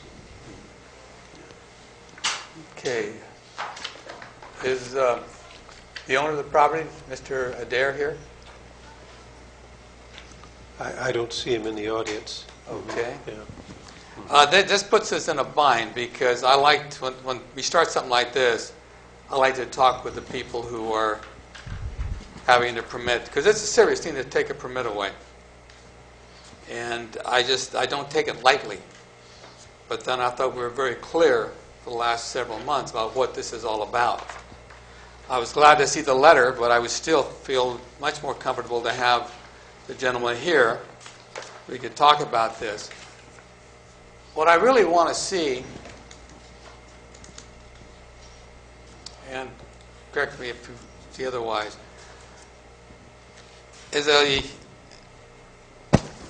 sheet saying every item that's going to be done. I mean, if there were 4 firewalls, I want to know that 3 of them were done, and I want to know when the 4th one's going to be done. You know, if there's 50 feet of sprinklers and they got 25 feet, I want to know that, and I want to know when the other 25 is going to be put in. But there should be a schedule, itemized schedule, not just looking at this thing and wondering, you know, where are we on this? Remember, this is not a you may, you should, it'd be nice if you did.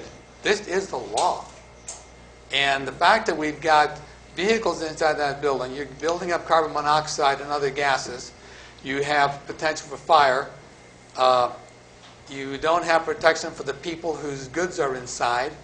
And I think we need to talk about this. Because if something happens, what I worry about is if the city had done their job, this wouldn't have happened.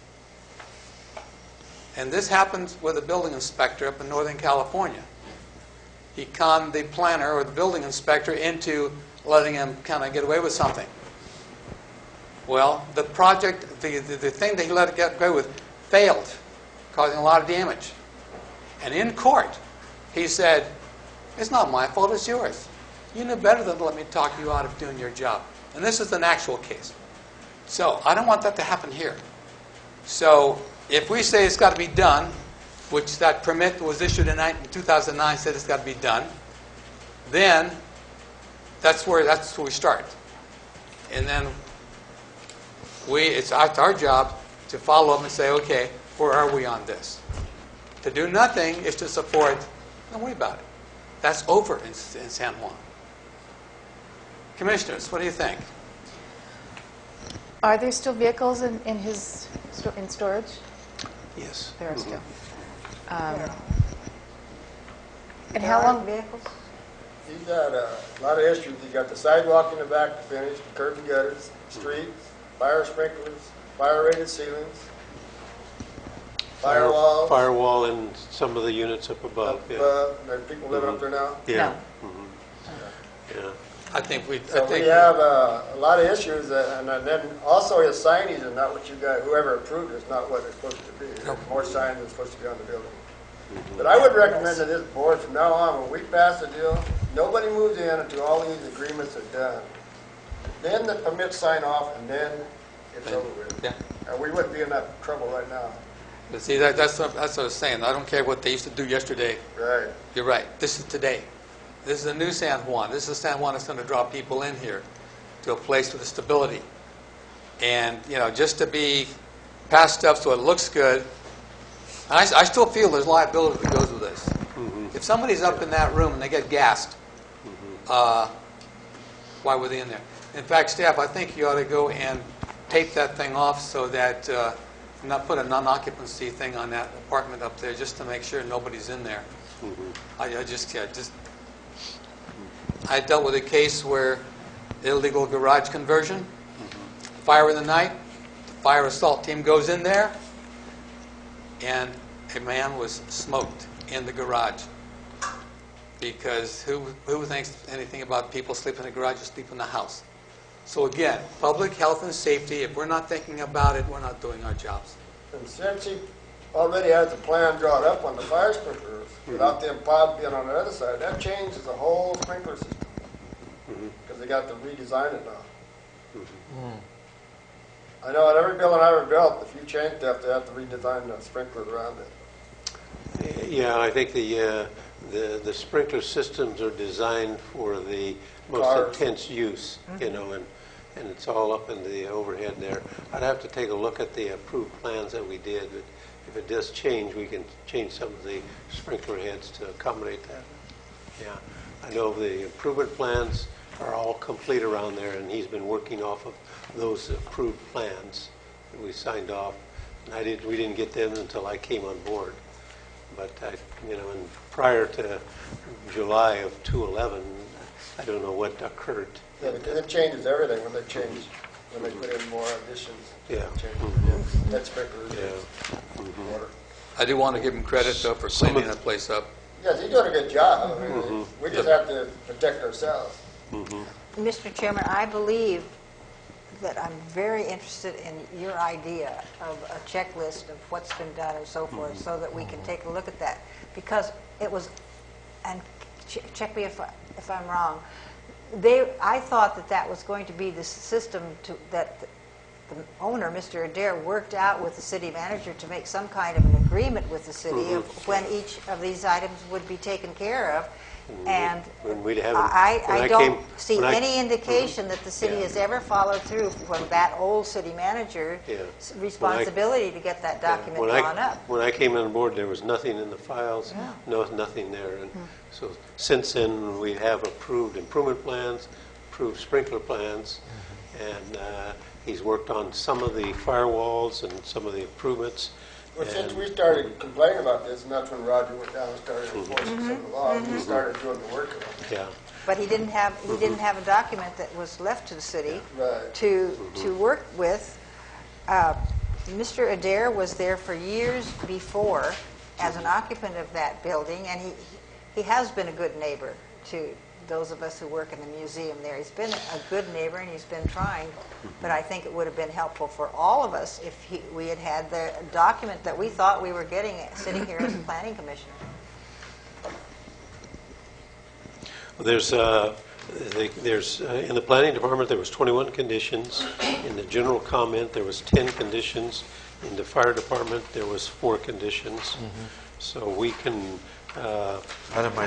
do a checklist on that. We'll meet with him and we'll go down and check off and see what the status of each one of those is. Can we make a deal that we give him 1 year extension and get it all? Wait.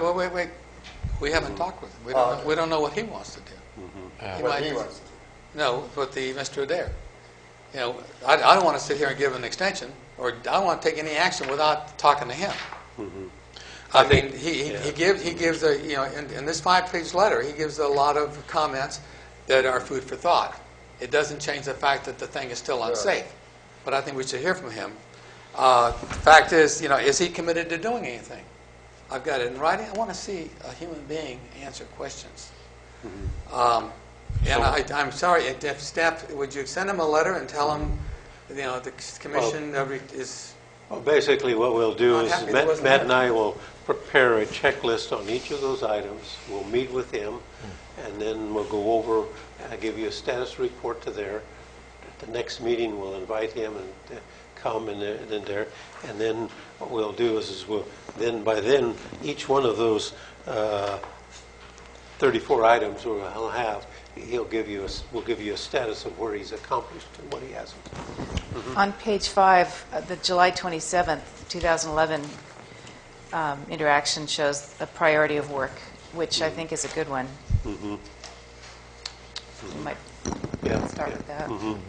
And he submitted the sprinkler plans, and that was by a firm out of Salinas, and it was approved by our fire marshal and myself. Now we need a time frame. My concern right now is what about the business? I mean, we got people going in there. They've got their own personal items in there. I mean, no sprinkler system. Right. Exactly. So, what do we? Well, if there are pods, though, what do we do that at this point provides in some time? security, doesn't it? It's the bottom line is that building is a fire trap. The pods do not have ceilings. Oh, they're open. They're open. See, that's what the concern is here. That this was occupied before it was ready to be occupied. It's like letting somebody go into a house and you haven't finaled off the gas and you haven't checked out the water and you have an explosion. We got a problem. And so that's why I would like to speak with Mr. Adair face-to-face here at a meeting and see what he's got, because we say revocation is a serious, serious thing. But I think in the interest of public health and safety, under certain circumstances, you don't have a choice. So that's where I'm at. Any other comments from commissioners? Okay, we can have, we can continue this for... Public comment. Oh, public comment. Always glad to have public comments. Okay, this is kind of a minor issue in regard to the safety issues, but the signage is also not meeting the conditions that were approved. That it wasn't painted, the colors that it was supposed to be painted. There are these big red, I don't know if they're still there actually. It was to be made of flat iron pieces and placed on metal framework and then attached to the building. That part, I think, was done, but the old historic sign that's wood and painted. Right, there was a historic sign. It doesn't say that was Harvey's supposed to be- Lockup in the old days. Anyway, there are a lot of stuff on the outside of the building that wasn't complied with as well. And signage, I mean, it's kind of an eyesore in my view. Thank you. No, that's one of the items under the planning comments here. One more thing. When you look on the Monterey side of the building, those windows, the louvered windows, there are several panes missing, and now they have a sheet of plywood in front of it from the inside, which really looks not very attractive. There's a comment about those windows. So I'm just thinking, from this point on, we put some steps in place. So, but nothing, I mean, we're going to progress from here. It's not 17. It's not just going to end, I mean, we got to do something starting now to make sure that it's safe in there and whatever property's in there is safe as well. So I don't want to wait another month to hear back from anybody. I want to take steps today to make sure that we're doing the right thing to protect whatever is there and the public. You want to do the revocation here? Yeah. Starting now. Okay. And that was item number 17 on the page 3. Boarded window on Monterey Street below the second floor will be replaced with glass window. I thought it was number, what's referred to as number 20. Are those the Replace aluminum joust gel windows and other aluminum I frame think that's what it windows. is. I don't think the windows, the louvered windows were broken originally. But The boarded window you're talking about is a lower, it's a first not floor. there. Yeah, yeah, it wasn't there then. Way back. That's new. It looks like some window was broken. He hasn't replaced it. Another speaker card for public comment. Mr. Thompson? Richard Ponce, 93 4th Street. I remember when we first started talking about this building, it was one of the most important buildings here in San Juan. Went through a lot of trouble to make sure that we were protecting a lot of the things that were on that building.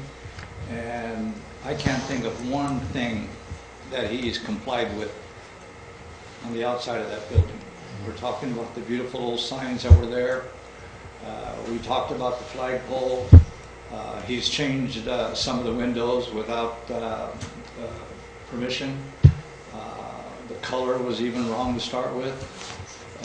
We were asking for the original gray. We wound up with blue. We got temporary signs out there that have been there for 4 years. I don't think we should give this guy any breaks at all. We already have. We've given him 5 years. And this letter to me is a joke. I mean, I think we got to get tough. We got another important building that we're trying to save, and so far it looks like it's going okay. And we can't get stuck in the same situation again. We need to be tough on this. Thank you. The area on Church Street is difficult for a residential area to, I think, to be facing without improvement. I've been around it, yeah. Okay. we see the gravity of the situation.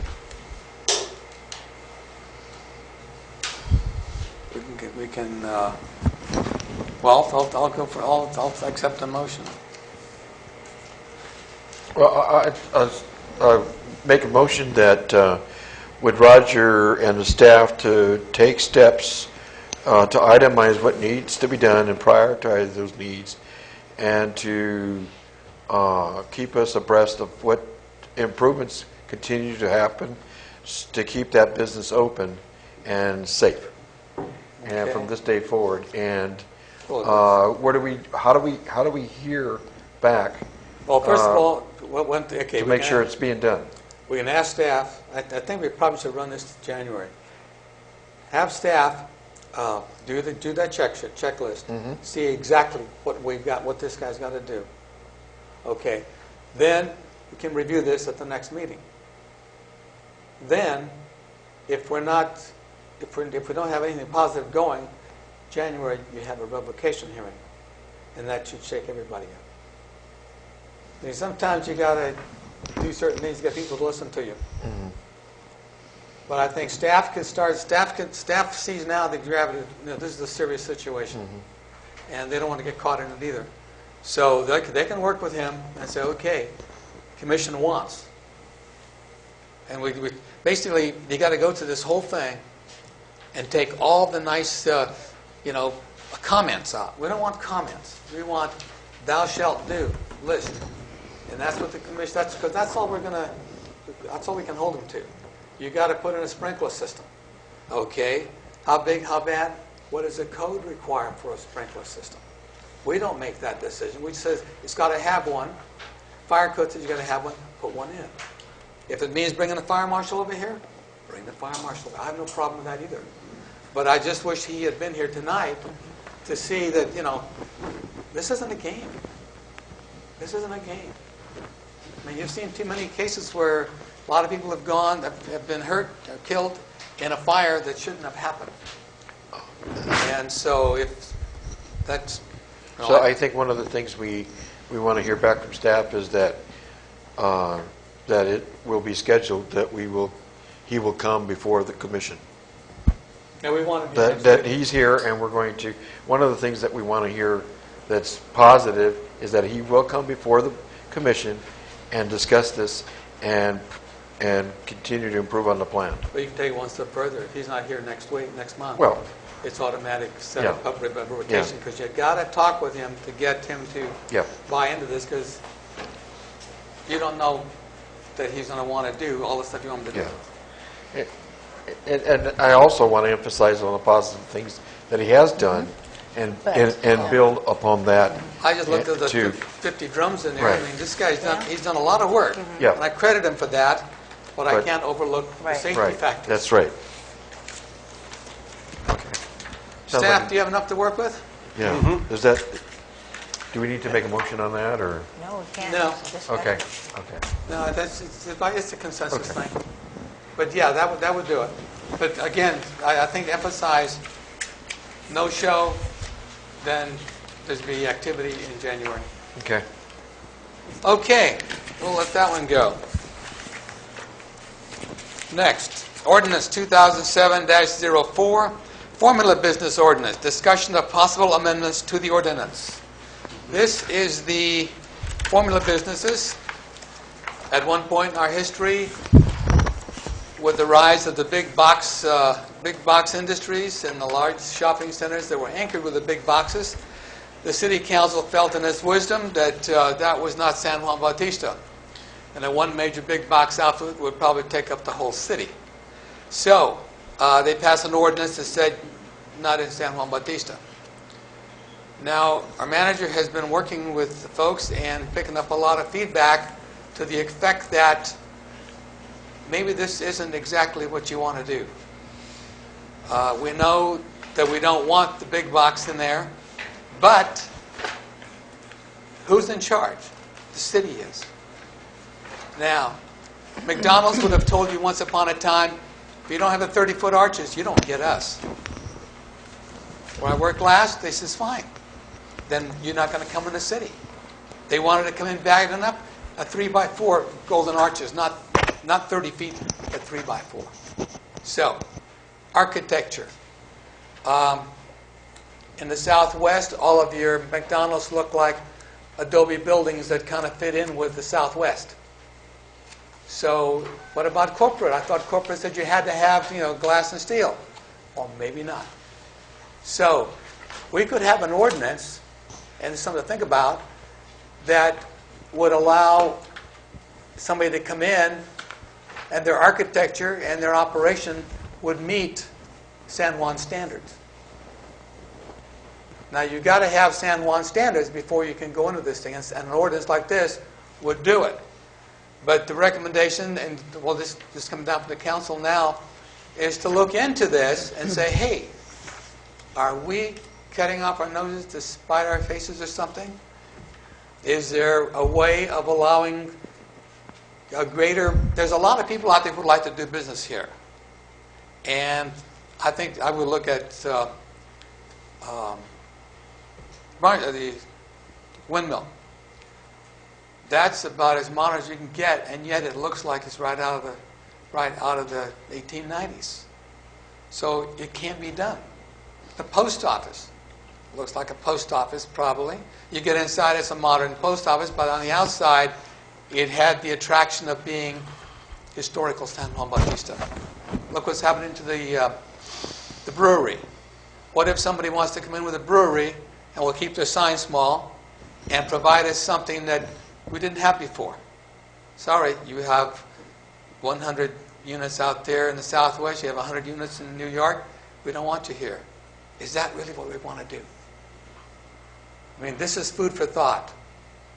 And so, thought I'd make my pitch. Staff, would you like to add anything? I think that there are elements of the existing there that are good because it protects our things there. But in the last 2.5 years, I've talked to a lot of people that I want to get a hardware store in here, and a pharmacy in here, and a FedEx or a UPS, and they all come and just says, well, we can't come into San Juan. This ordinance expresses a negative tone to business, and that's what I'm feeding back.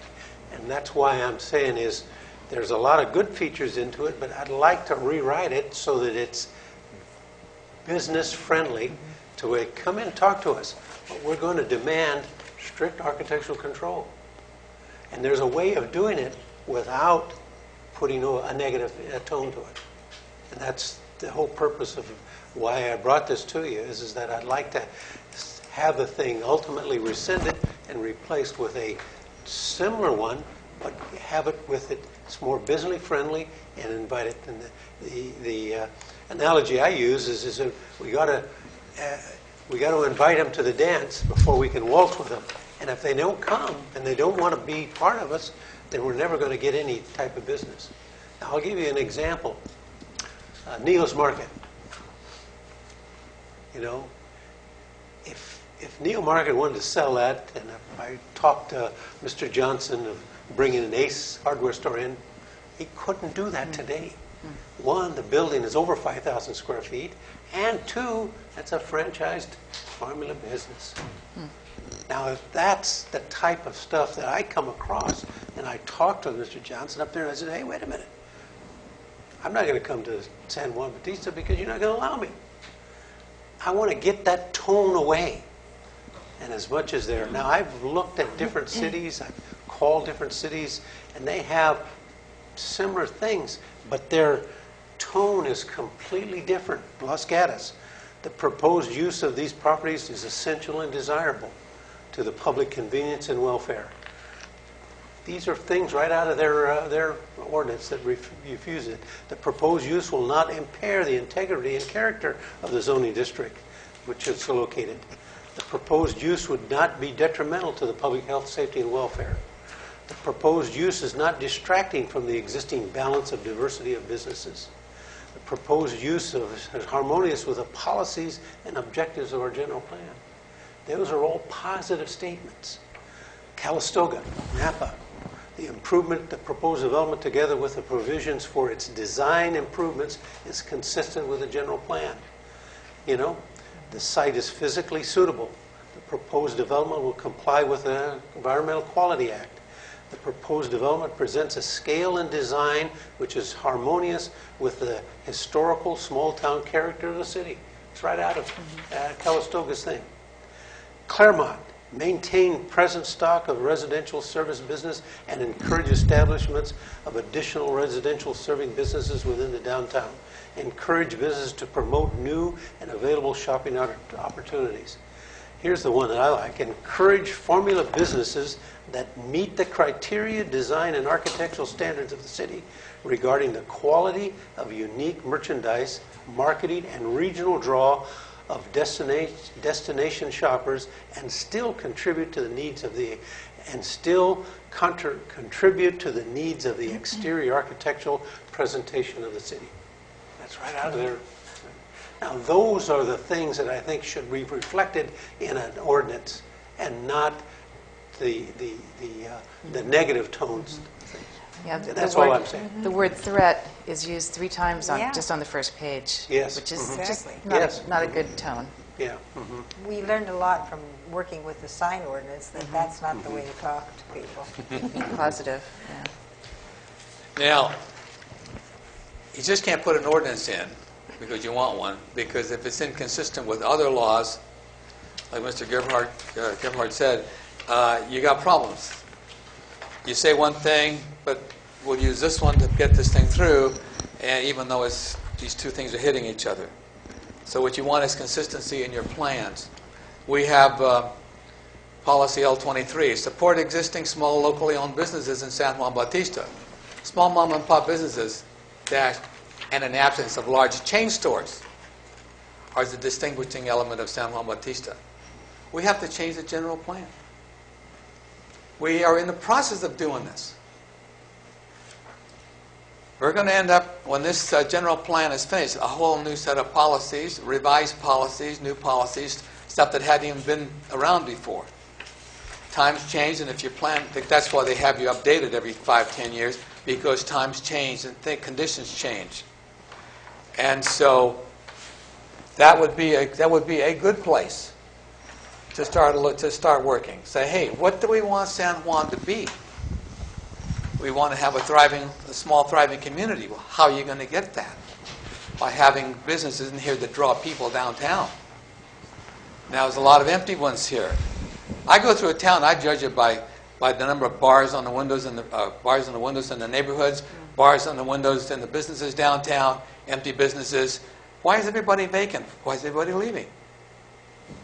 You know, I came back to Richmond, California after I got back from Vietnam, and I swear that looked like a bombed-out city.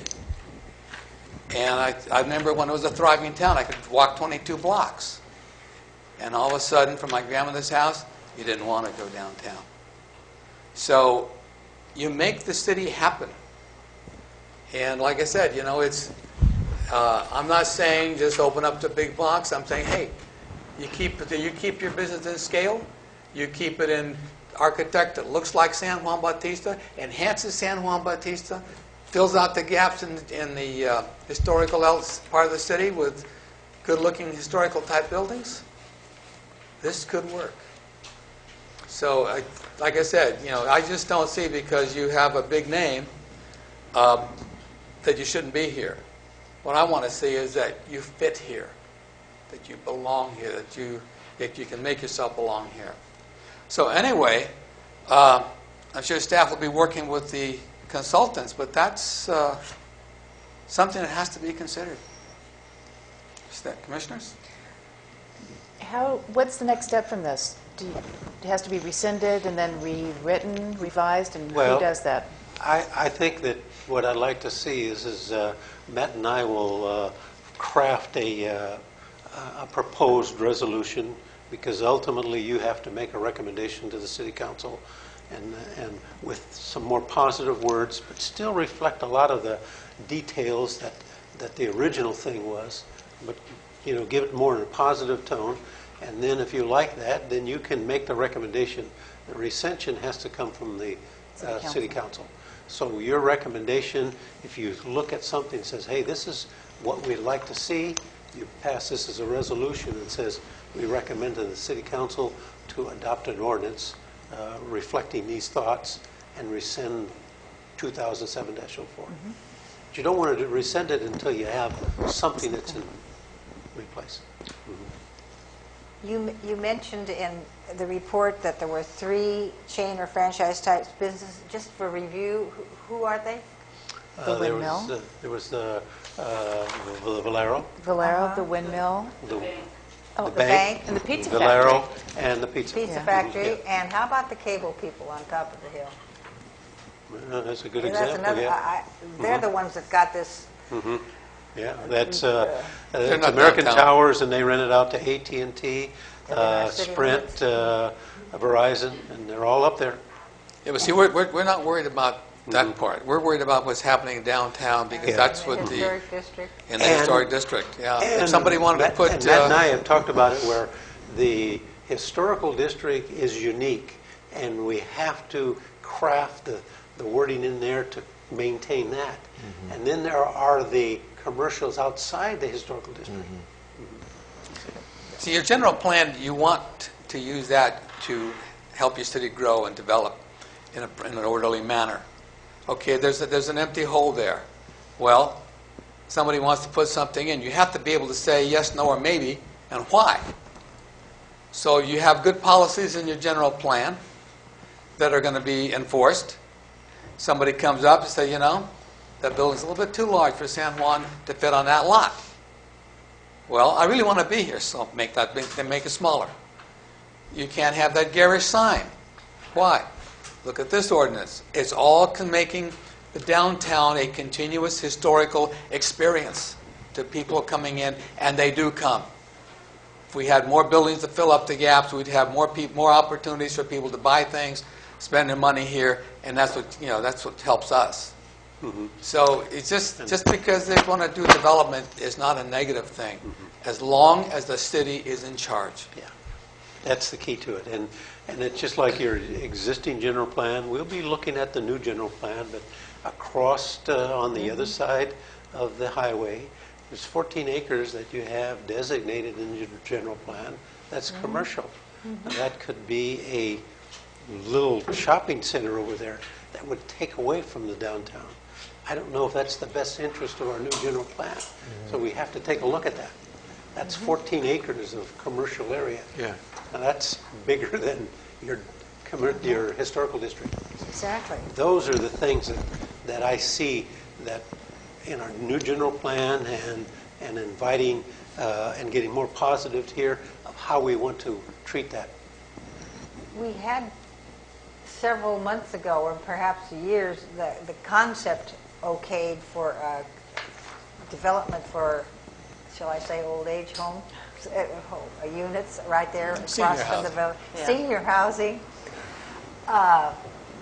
And that was surely part of a large franchise, and we haven't heard back from them. And we could certainly use that kind of facility. Yes. So it's all how you want your city to grow. Staff, I'm sorry. Yes, I have a public comment. Okay. Carvon. Thank you, members of the Planning Commission. Cara Bonk, 609 3rd Street. And I'm here to talk to you and try to talk you out of this proposal that you're discussing this evening. This whole thing was hashed out about 5 to 6 years ago, and I don't know why we're hashing it out again. Our tourist draw is a cultural, historic experience without evidence of modern corporate America. And Mr. Franco hit it on the head. It's also supported by our city's general plan as well as our historic plan. If we allow formula businesses, we'll become another homogenized city. We will lose our identity. We'll be like any other city. And our city manager mentioned Los Gatos. It's full of formula businesses. Other California cities that have banned or severely restricted formula businesses are Arcata, Carmel, Coronado, Pacific Grove, San Francisco, which entirely banned them from a 4-block Hayes Valley business district, Sausalito, and Solvang, among others. These communities all decided that they wanted to maintain their unique character. Mom and pop and individually owned businesses are part of the tourist experience. Tourists do not come to San Juan to have a Starbucks coffee, a Quiznos sandwich, or a McDonald's hamburger. They would just as gladly have a good cup of local coffee, a local sandwich, or a burger from JJ's, just like the old days. And then there is documentation. It's been studied. Studies show that locally owned businesses support the local economy compared with chain businesses that siphon dollars from the community. For example, $100 spent at a neighborhood independent business created $68 in additional local economic activity, while spending $100 at a chain produced only $43 of local impact. A franchise food establishment would not purchase supplies, for example, napkins or dishwashing liquid, at a local retailer. It would not hire a local accountant to maintain its books. It would not hire someone local to prepare year-end tax returns. Let's see. Sorry, I'm getting a little lost here. It was mentioned, Ace Hardware is always mentioned. Ace Hardware is not considered a formula business. These are individually owned businesses, and they are part of a larger cooperative. You might want to check with the planning department in San Diego. There's a beautiful Ace Hardware in a historic building in their historic gaslight district, and I don't believe they allow formula businesses in that district. Pharmacies. There are independent pharmacies that we could try to draw and come in here. And, you know, we do need housing. We need lodging for people to come and visit here. So maybe you could carve out things like that, banks, you know, hotels, certain types of businesses that would not compete with our local mom and pop downtown businesses. So I think you're making a terrible mistake going in that direction. We had someone come in who wanted to put a subway in the Windmill Plaza, and it was denied. And there were public hearings, and it was very contentious. But, you know, the interior, they're going to have the red and white plastic seating and all of that. In the Windmill, there's signage that's required, so they would have had the signage that fits in. I don't know, let's see, what else was I going to tell you? Anyway, I just think it's a terrible mistake. There are certain areas where you would probably want formula businesses, and when we dealt with the specific plan for the east side, I think it's east, I never know it's east or south, but the other side of 156, that was a whole different ballgame. But again, if you put formula businesses in the Windmill Market Plaza, people are going to whiz in, they're going to get their Subway sandwich, and they're going to whiz out. And they're not going to go downtown to see what else is available to eat. Thank you. Thank you. Oh, again, this is food for thought. Food for thought, yeah. And in that, what Carol wanted to say is she might consider ACE not a formula, but out in the industry, they see it that way. And to the real estate people and the investors, they see that as a formula. She might not think it is, but it is. And that impedes them from coming and even approaching us. The same way with a little pharmacy. It just says, no, we don't even come into San Juan because you're not going to allow us. And I said, well, just come and talk to us. So basically, they're reading. That's what I'm trying to get rid of is just that terminology so that we come in. Not everybody that comes in, we want to have a mentor. But that's where I have the confidence in this commission and these citizens. They're going to say, hey, wait a minute, we don't need that. But you have to be able to at least talk to them. Yeah, I guess what staff's saying is that a developer, these real estate people, they start reading your general plan and your policies, and it's real clear. You know, they don't want us here, so they tell their clients, you know, you're bucking the system. And so, but the question to the city now is this what you want to say? Is this what you mean? Well, again, the question is who's in charge? And if it's them, no. If it's the city, then you can start talking. Because, see, like I said, I've talked with the people who went up against McDonald's when they were hot. I mean, 30-foot arches, that's hot.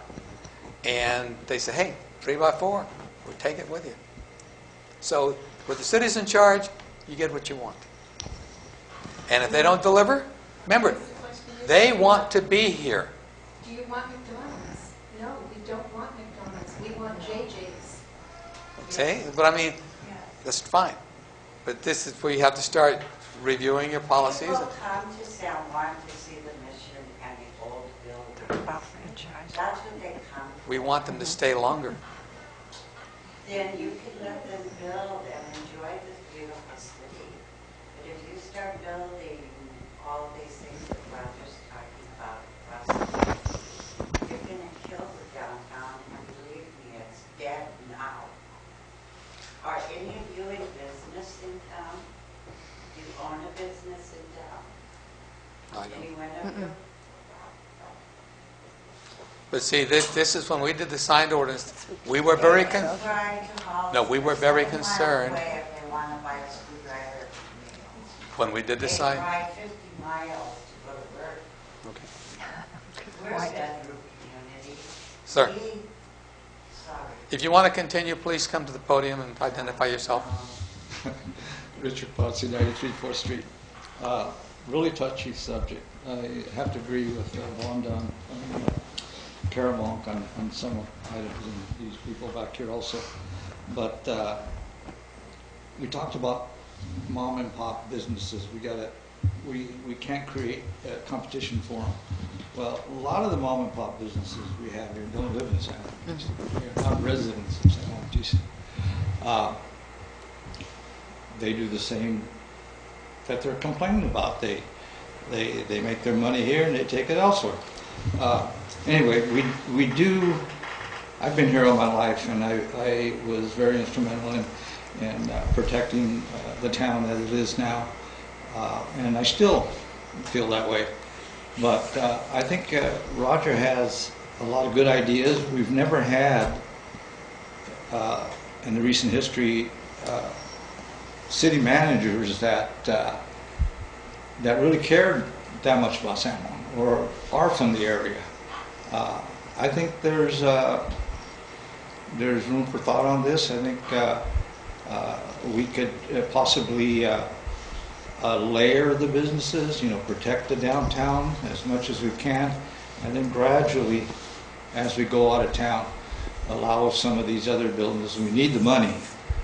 We no longer have the cement plant that used to pretty much support San Juan in the old days.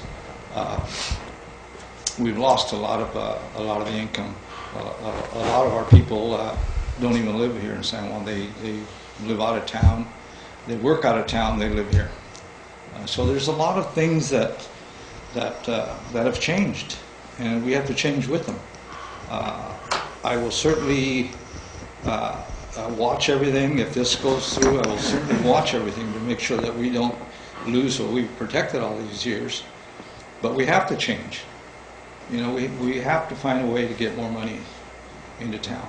All these little businesses that we're talking about, mom and pop businesses, the majority of them are just barely hanging on. Thank you. Okay.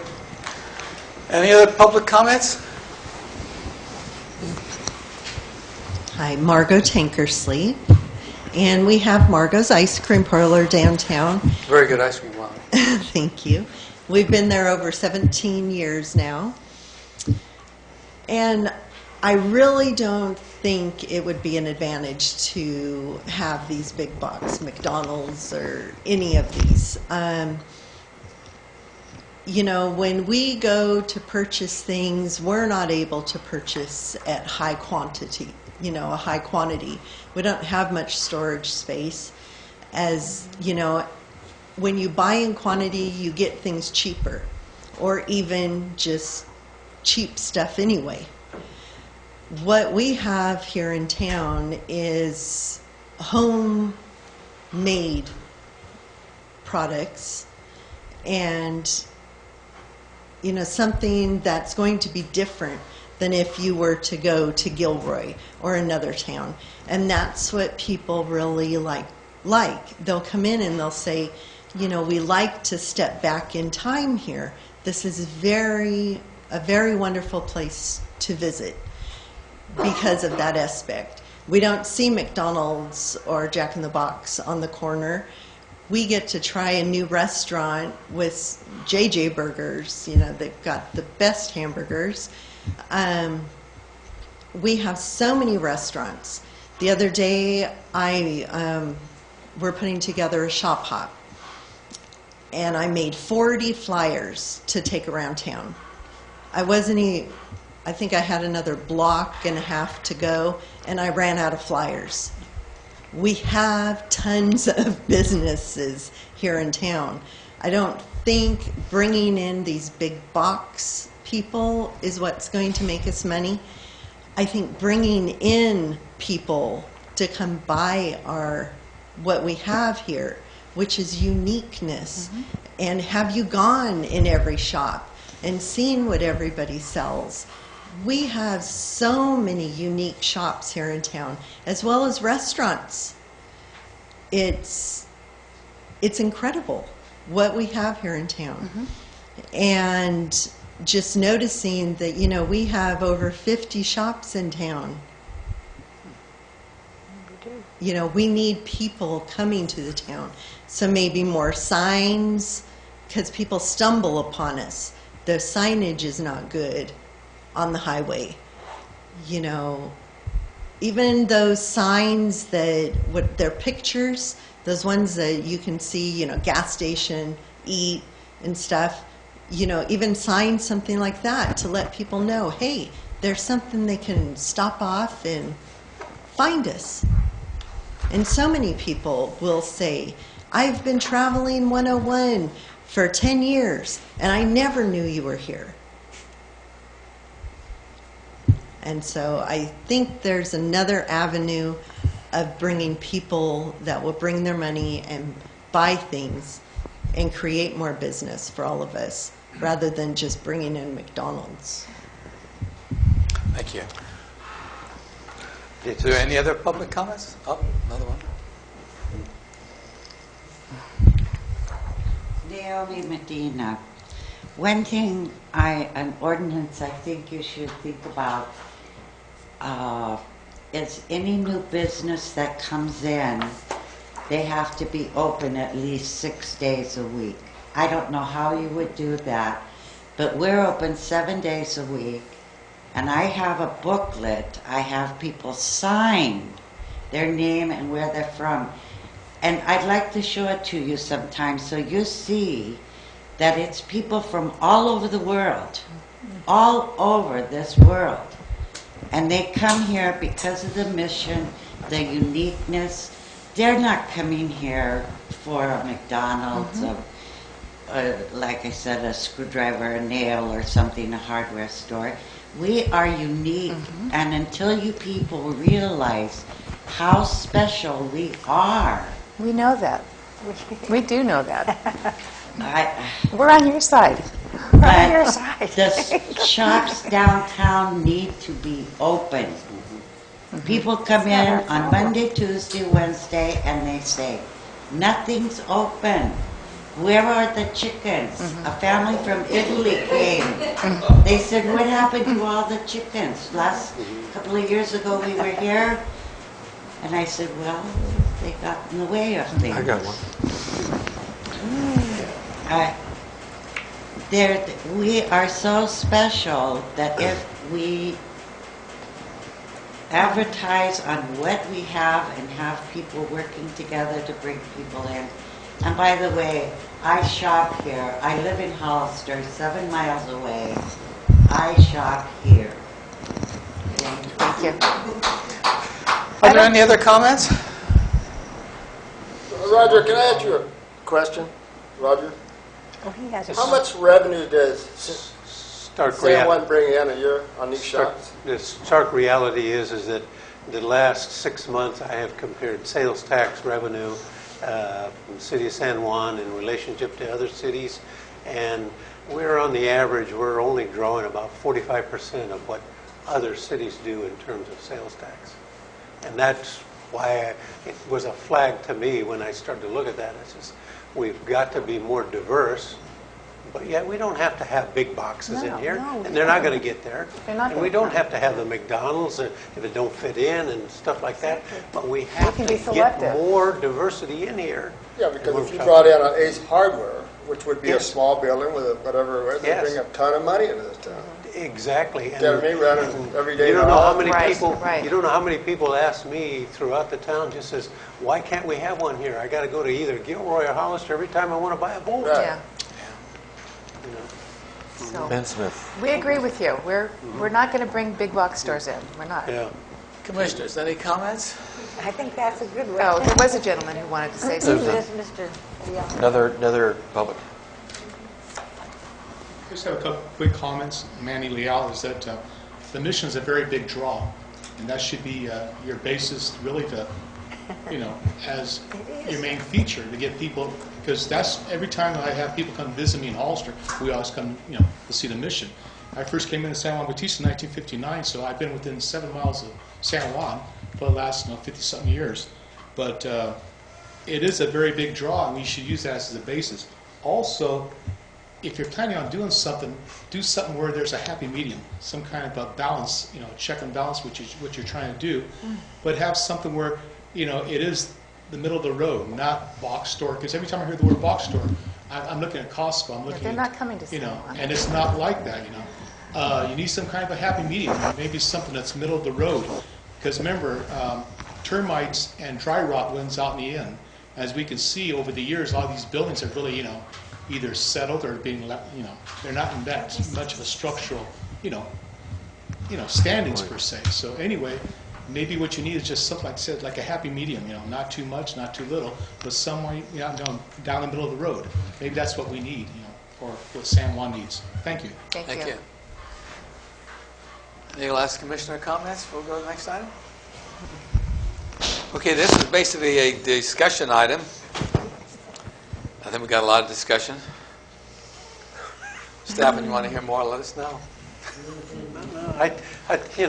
They got some valid points and everything. Yeah, and no I think question. What Pro-Ty said is that I think that this thing can be rewritten into a more positive and favorable attitude, where then we get people there and still achieve the desired results we want. But the key to it is that you need diversity. Mr. Chairman, I'm surprised that the general public doesn't understand that we really are in favor of the mission, the state park, the historic element, and that we spend all of our time here and at home and walking the streets and in the middle of the night thinking about how we can do some To preserve San Juan. we preserve the things that we have here. We're not working against San Juan.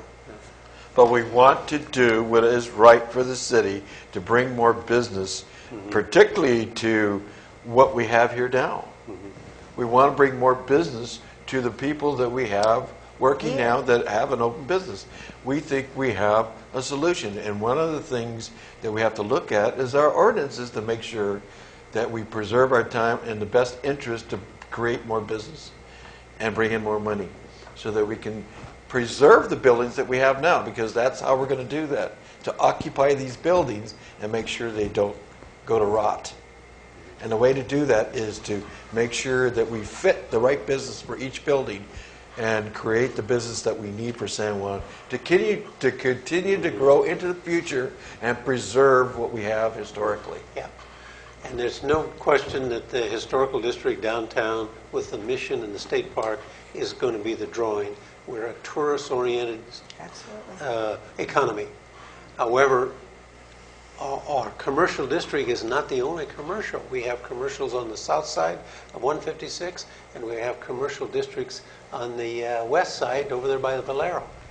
Those are just as integral to our commercial development as the downtown. We want to preserve the downtown. Then we've got two other streams on each end that we got to take. Could we sometime have a discussion with staff about how the city is working with the state to get those signs on the highway? I thought we had some momentum going last year with the various things. Val has done a good job, and we've written letters and time again to try to get the green signs to mention San Juan, particularly in southbound on 101, coming down by Bettabell. There's nothing to say San Juan until you pull off on the off-ramp to 129, and then they say San Juan. You know, I noticed that there's the Pinnacles National Park has a brown sign now on the highway. How did they, we are a National Historic District. We have one on 156 heading west. We don't have any that say National Historic District. We need a brown sign. How did we get it, and why do we have to pay, and how did Pinnacles get theirs already? I mean, I know it's a big deal, but... We worked with Ed Garacha when he was superintendent of the state park, and then he got transferred. And so what's our next, to get the park to put in some of the signs that they promised us? Yeah, well, to get the sign on a state highway, then you got to deal with Caltrans and San Luis Obispo, and I think that's where our bottleneck has been. District 5. District 5, yeah. And would they require the city to pay for the sign? Well, we didn't offer that, but we solicited why we couldn't get green signs as well as historical signs. You know, maybe I'll get together with Val and we'll fire up some more letters and meet with Brandy Ryder and with Caltrans and see if we can encourage that some more. Would you like a planning commission resolution to this effect? I could draft something at the next meeting and. Why not? This way it isn't just Roger. It isn't just staff talking. Yeah. You say, hey, these are the people I represent. My council, my planning commission, and that's muscle. I hope. Great idea. Thank you. That's a great idea. And my other comment is that even though Starbucks is very pricey and everything, but they sell 36% of the coffee on the West Coast here. 36% of the coffee. And it's a big franchise, and people will... I was in Seattle, and I hit a Starbucks every block, so I went to the phone book, and I came up with 99 or 100 phone numbers that all had Starbucks on them. Yeah. So they're a busy place. Yeah. Okay. So we're going to... Need anything on that, Roger? Let me know that. Okay. I'll have you do a power resolution because I think that's significant. Because the commission, if they'll go for it, you got muscle. Yeah. And I'll draft a resolution at the next meeting and bring it back to you. And then I'll give you the copies of all the letters we sent about a year and a half ago. And when we waited for 6 months to get a reply. Because see, we're doing a general plan now. Now would be the good time to say, hey, our people came up with this, something missing here. Yeah. Okay, next item. General Plan Update Program. Receive and discuss the status report. What's happening over there? Good evening, Mr. Chair, Planning Commission. I want to give you an update what the past activities have been. The students were out a little bit over a month ago. They were collecting inventories of existing city data, including existing land use, building conditions, sidewalk, curb, and gutter. We had the first community meeting at the community center where we introduced a few questions. Some of the questions, there's 3 questions. What are the strengths of San Juan Bautista? What is holding back San Juan Bautista? What could help San Juan Bautista reach its full potential? There we were able to kind of collect those basic inputs from the people that were in attendance, and we're able to kind of summarize those comments that were heard from each table, and then basically read them over and kind of share what was collected at that meeting. That information was taken back, which Cal Poly is going to be kind of putting it all together and developing the themes and things like that. In attendance, Georgiana was there, which she might be able to speak once I've gone through the staff report. This last weekend, Cal Poly was out what they call a plan van, and what that is basically the same thing as the community meeting, but basically out on the streets trying to get people that wouldn't be able to attend the meeting, also trying to reach out to different demographics. So they had set up a plan van, which is basically just kind of a table where they ask those similar questions to people entering and exiting Windmill Market.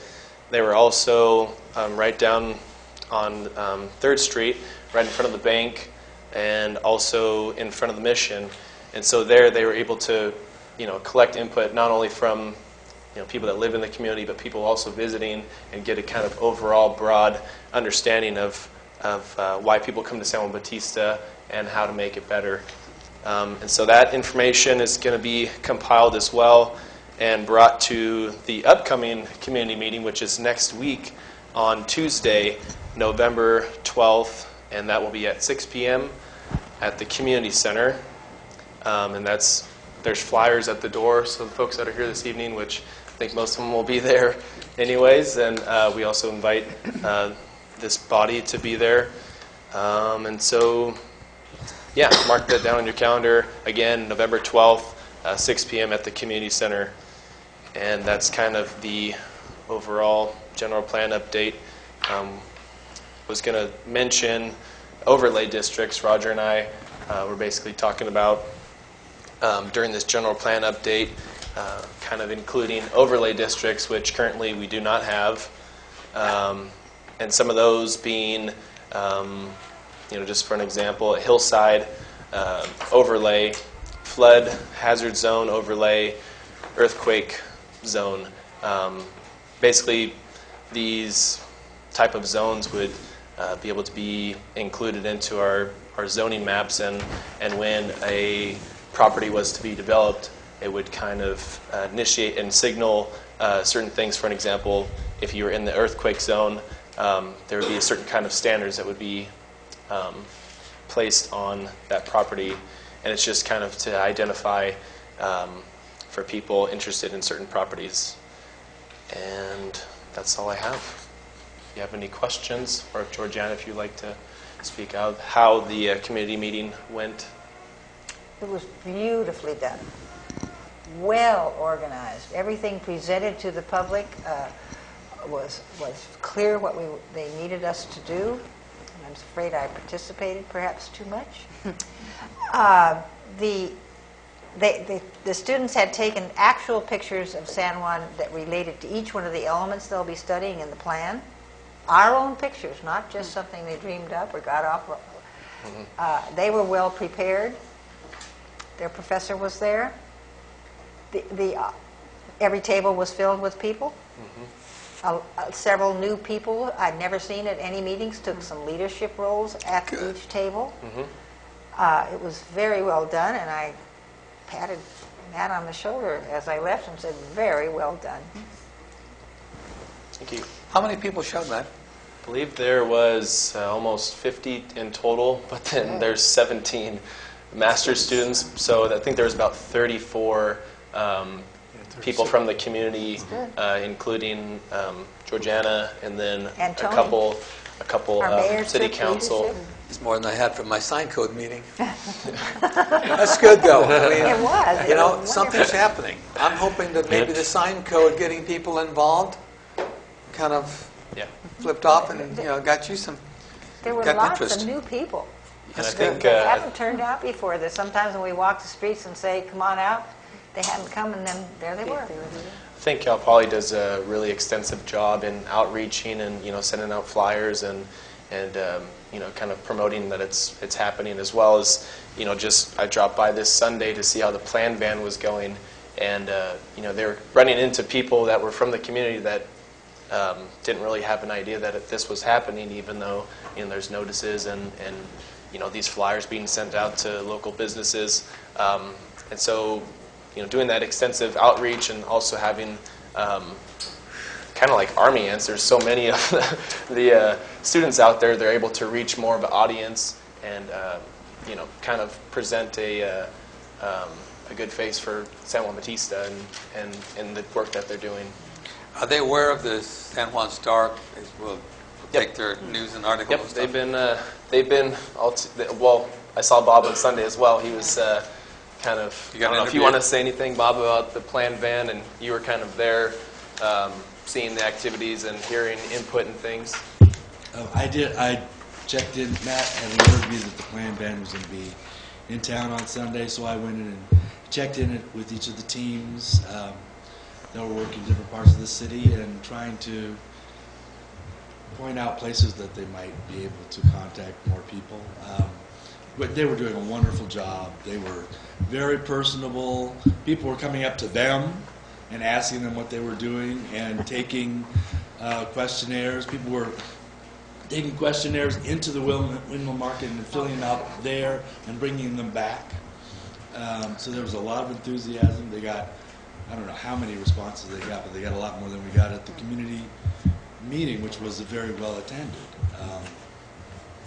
What did I want to say? I want to thank you for Bonito Link, because I was out of town this weekend, and that was how I found out about it. So I appreciated that. Well, you're welcome. Bonito Link is, I encourage you all to use Bonito Link. Every day you can find out what's going on. Every day. You don't have to wait a month. I contribute things to the Star, or I have been, but I am the paid employee of Bonito Link. And that's my 24/7 job.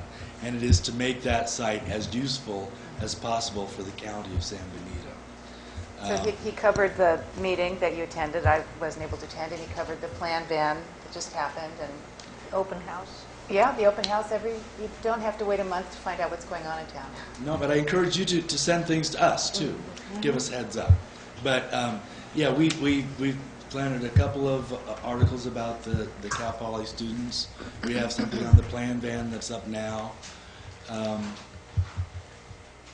And I put the sign ordinance up as well, so that people can see that. And they can see the historical San Juan plan on our site as well, under San Juan's page on Bonito Link. Yeah. So check it out. Thank you. It's all listed there.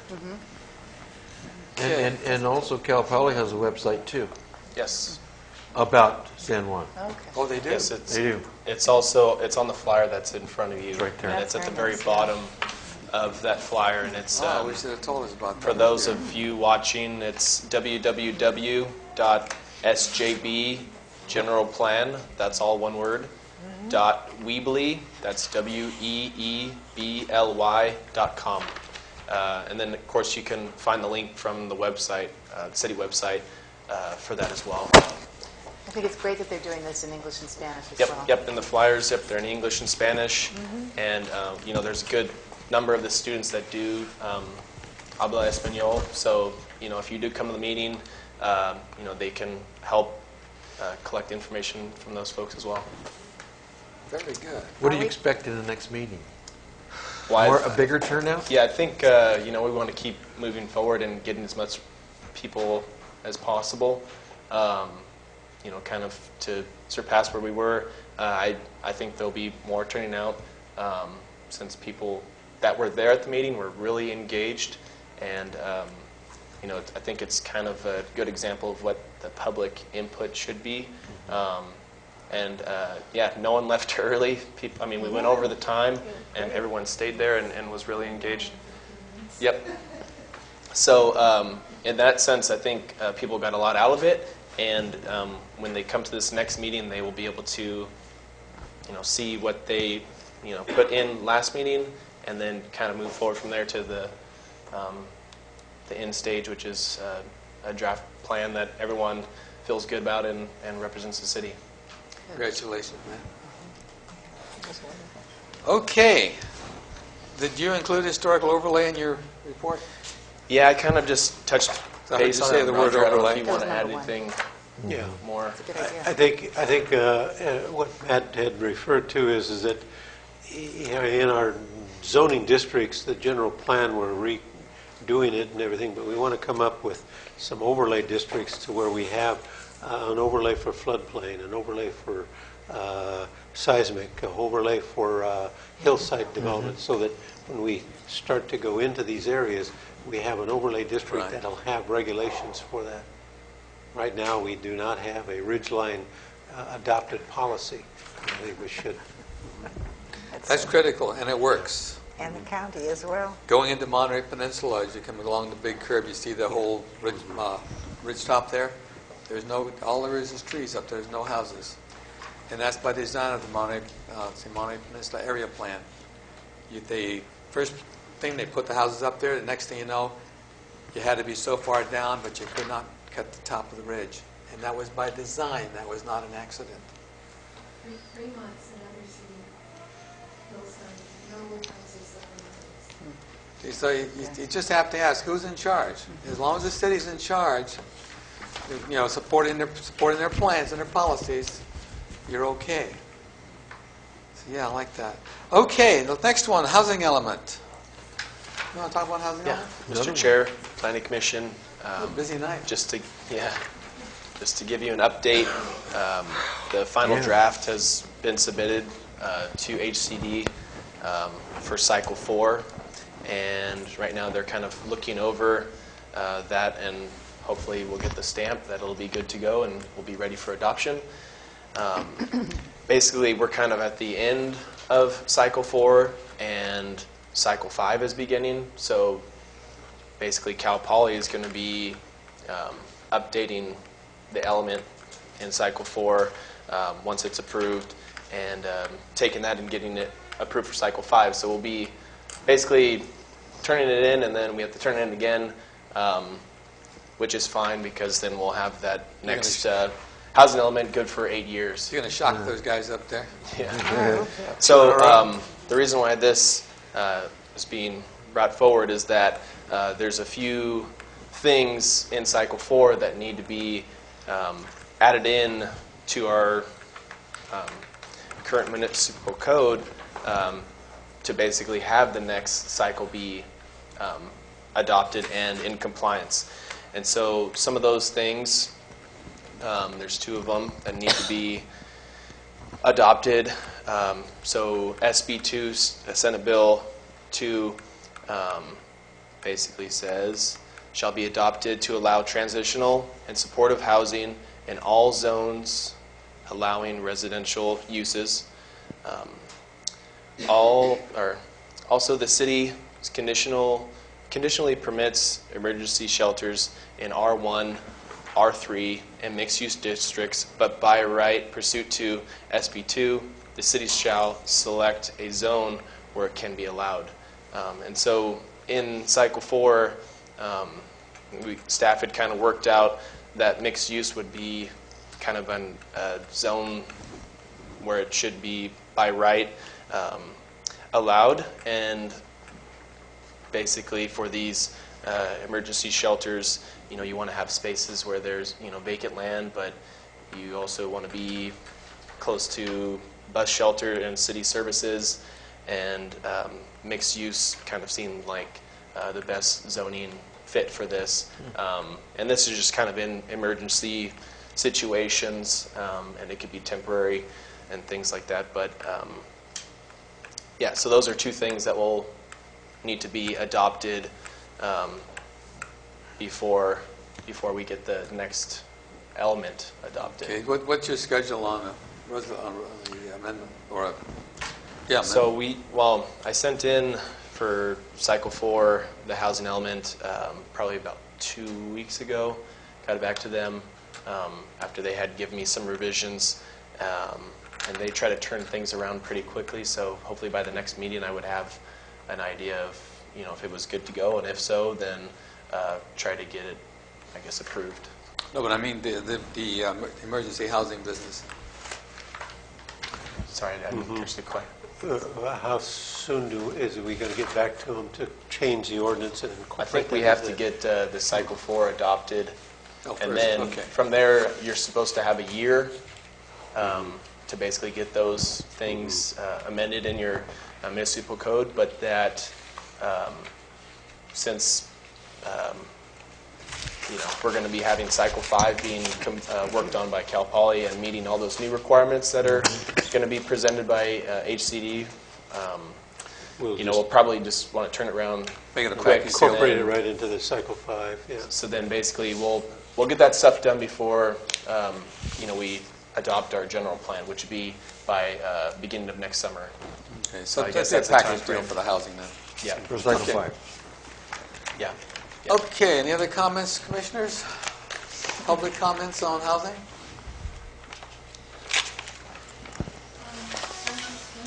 did the Planning Commission have an opportunity to review the housing element before it was submitted? Yeah. Oh, you did? Many. Okay, I guess. Many. Yeah, no, there's no question. It's, the staff does most of the work on that one. Yeah, okay. Okay, Commissioners, if there's no other business, What is future items, anything you want to see? What is this, just a memo? Okay, under comments from the staff and the Planning Commission, I wanted to kind of go over that. So right after you finish. Okay. Future items, anything particular, or just we got enough on our ticket right now? Okay. Comments, any Commissioner comments, close up? I want to thank everyone for their participation tonight.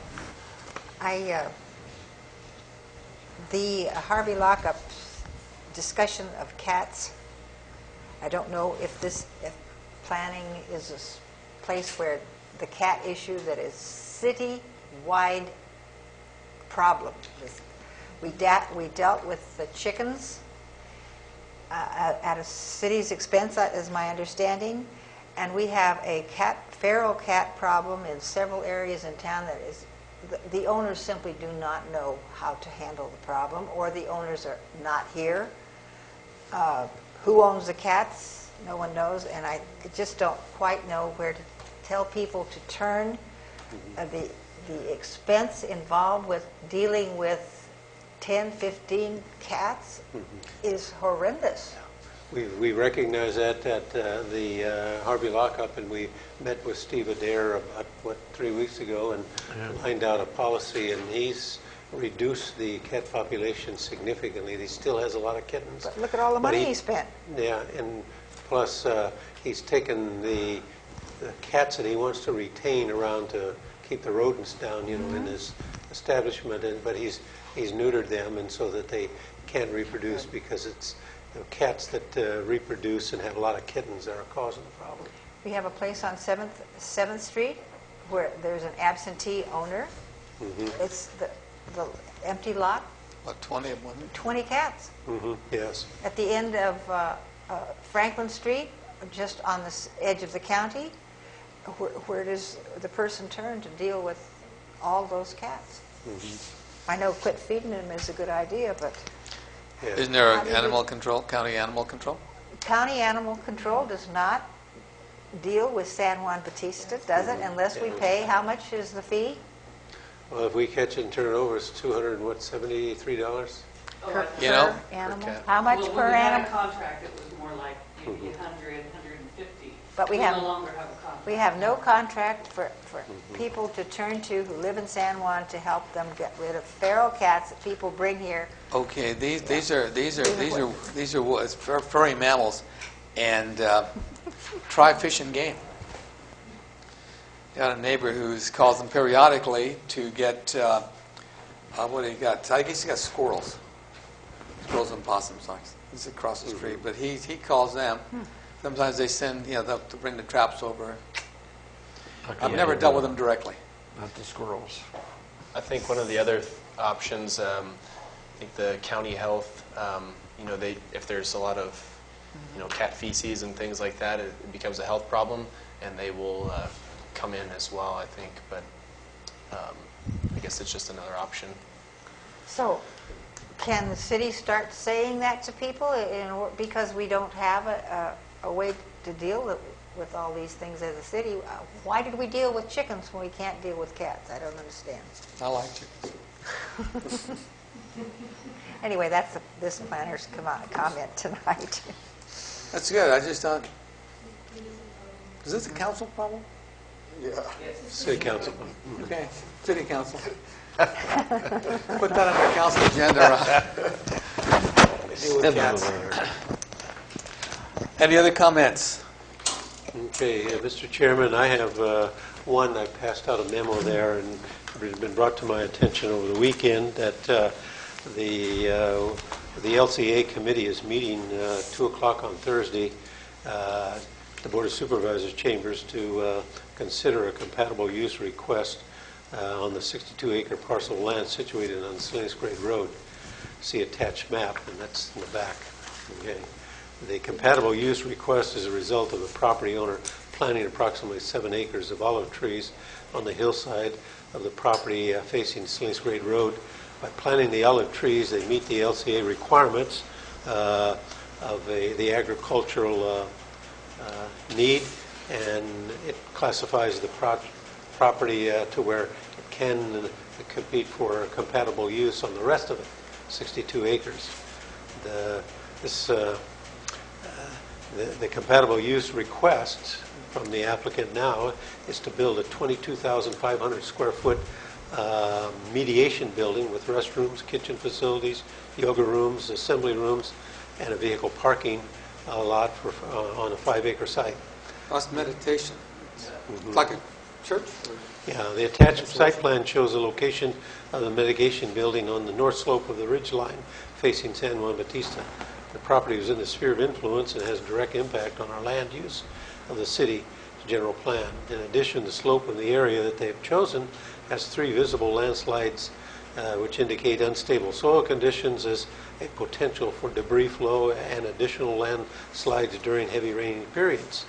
Our current general plan has the property adjacent to and westerly of the urban growth boundaries, and the southerly portion is directly across from an industrial designated area, i.e. the fish and crab shop sales. I urge you to contact each LCA committee member and express our concerns. And I've typed the names of the committee members on there. Some of them I don't. Express our concerns of the compatible use request to build a 22,500 square foot meditation building with parking is inconsistent with the overall goals and to preserve agricultural uses under the LCA contract. The parking requirements to support a 22,500 square foot building would approximately be 340 parking spaces, in addition to the location of the meditation development standards of the county and the city. Water, septic tank drainage, fields, traffic congestion, storm drain runoff are issues that have all potential adverse effects to our city. So I think that I would like and I encourage members of the commission here to call Mr. Haynes, Mr. Pacheco, Mr. Wright, and Mr. Joe Morris, and show your concerns that this compatible use is really not to the best interest of preserving agricultural land. What is an LCA? Yeah, the Land Conservation Act. Oh, Williamson It's the Williamson Act. Oh, it's a Williams. Okay, yeah. Okay, yeah, I know what you're talking about now. I didn't realize that was in the Williamson Act. So that's Thursday. Yes. 2 o'clock. It's just basically, it's across the street from the Pacific Fish. Seafood. Yeah. Yep. Man. That's a half acre under roof, and that means an awful lot of cars on a road that's not meant to take that many cars. Yes. It was meant for stagecoaches. Yes, exactly. A bigger map. And how are they going to make access up to that ridge line? So do they have to go through a CEQA process? Well, and not at the LCA, no. Not at Williamson? No. At any point do they have to go through Well, a after CEQA they get through the Williamson Act and it survives Thursday, then they have to go to the various county commissions and the Board of Supervisors, and then once they start their development, they'll have to satisfy the CEQA, because then it's a project.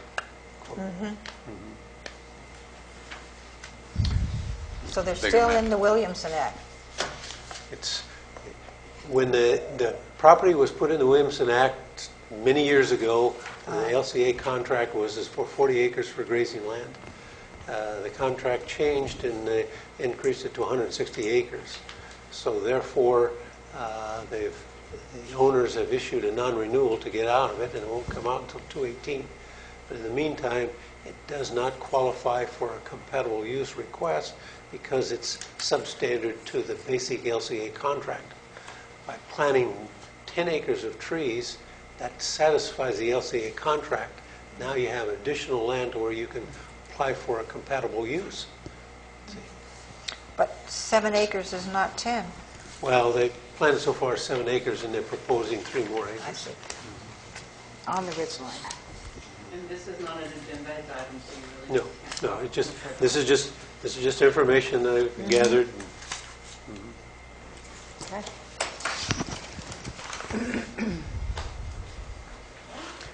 You know, if it was really that significant, we could have an emergency edition. We can open up this emergency.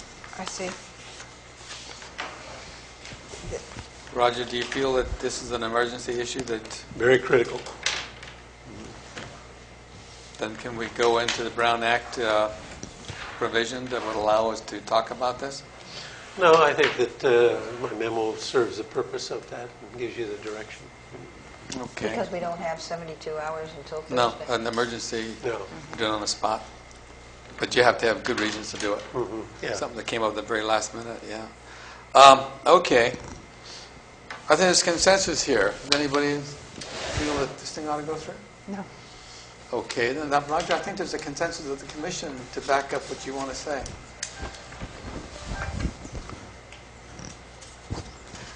I think Roger's asking that each of us read this and act on it. Will do. Okay. You have a busy day tomorrow. Thank you, Roger. Okay. There being no further business, I'll entertain a motion. I motion that we adjourn this meeting until further notice. Second? All in favor? Aye. Aye. Opposed? Unanimous. Got it. It's 2 minutes.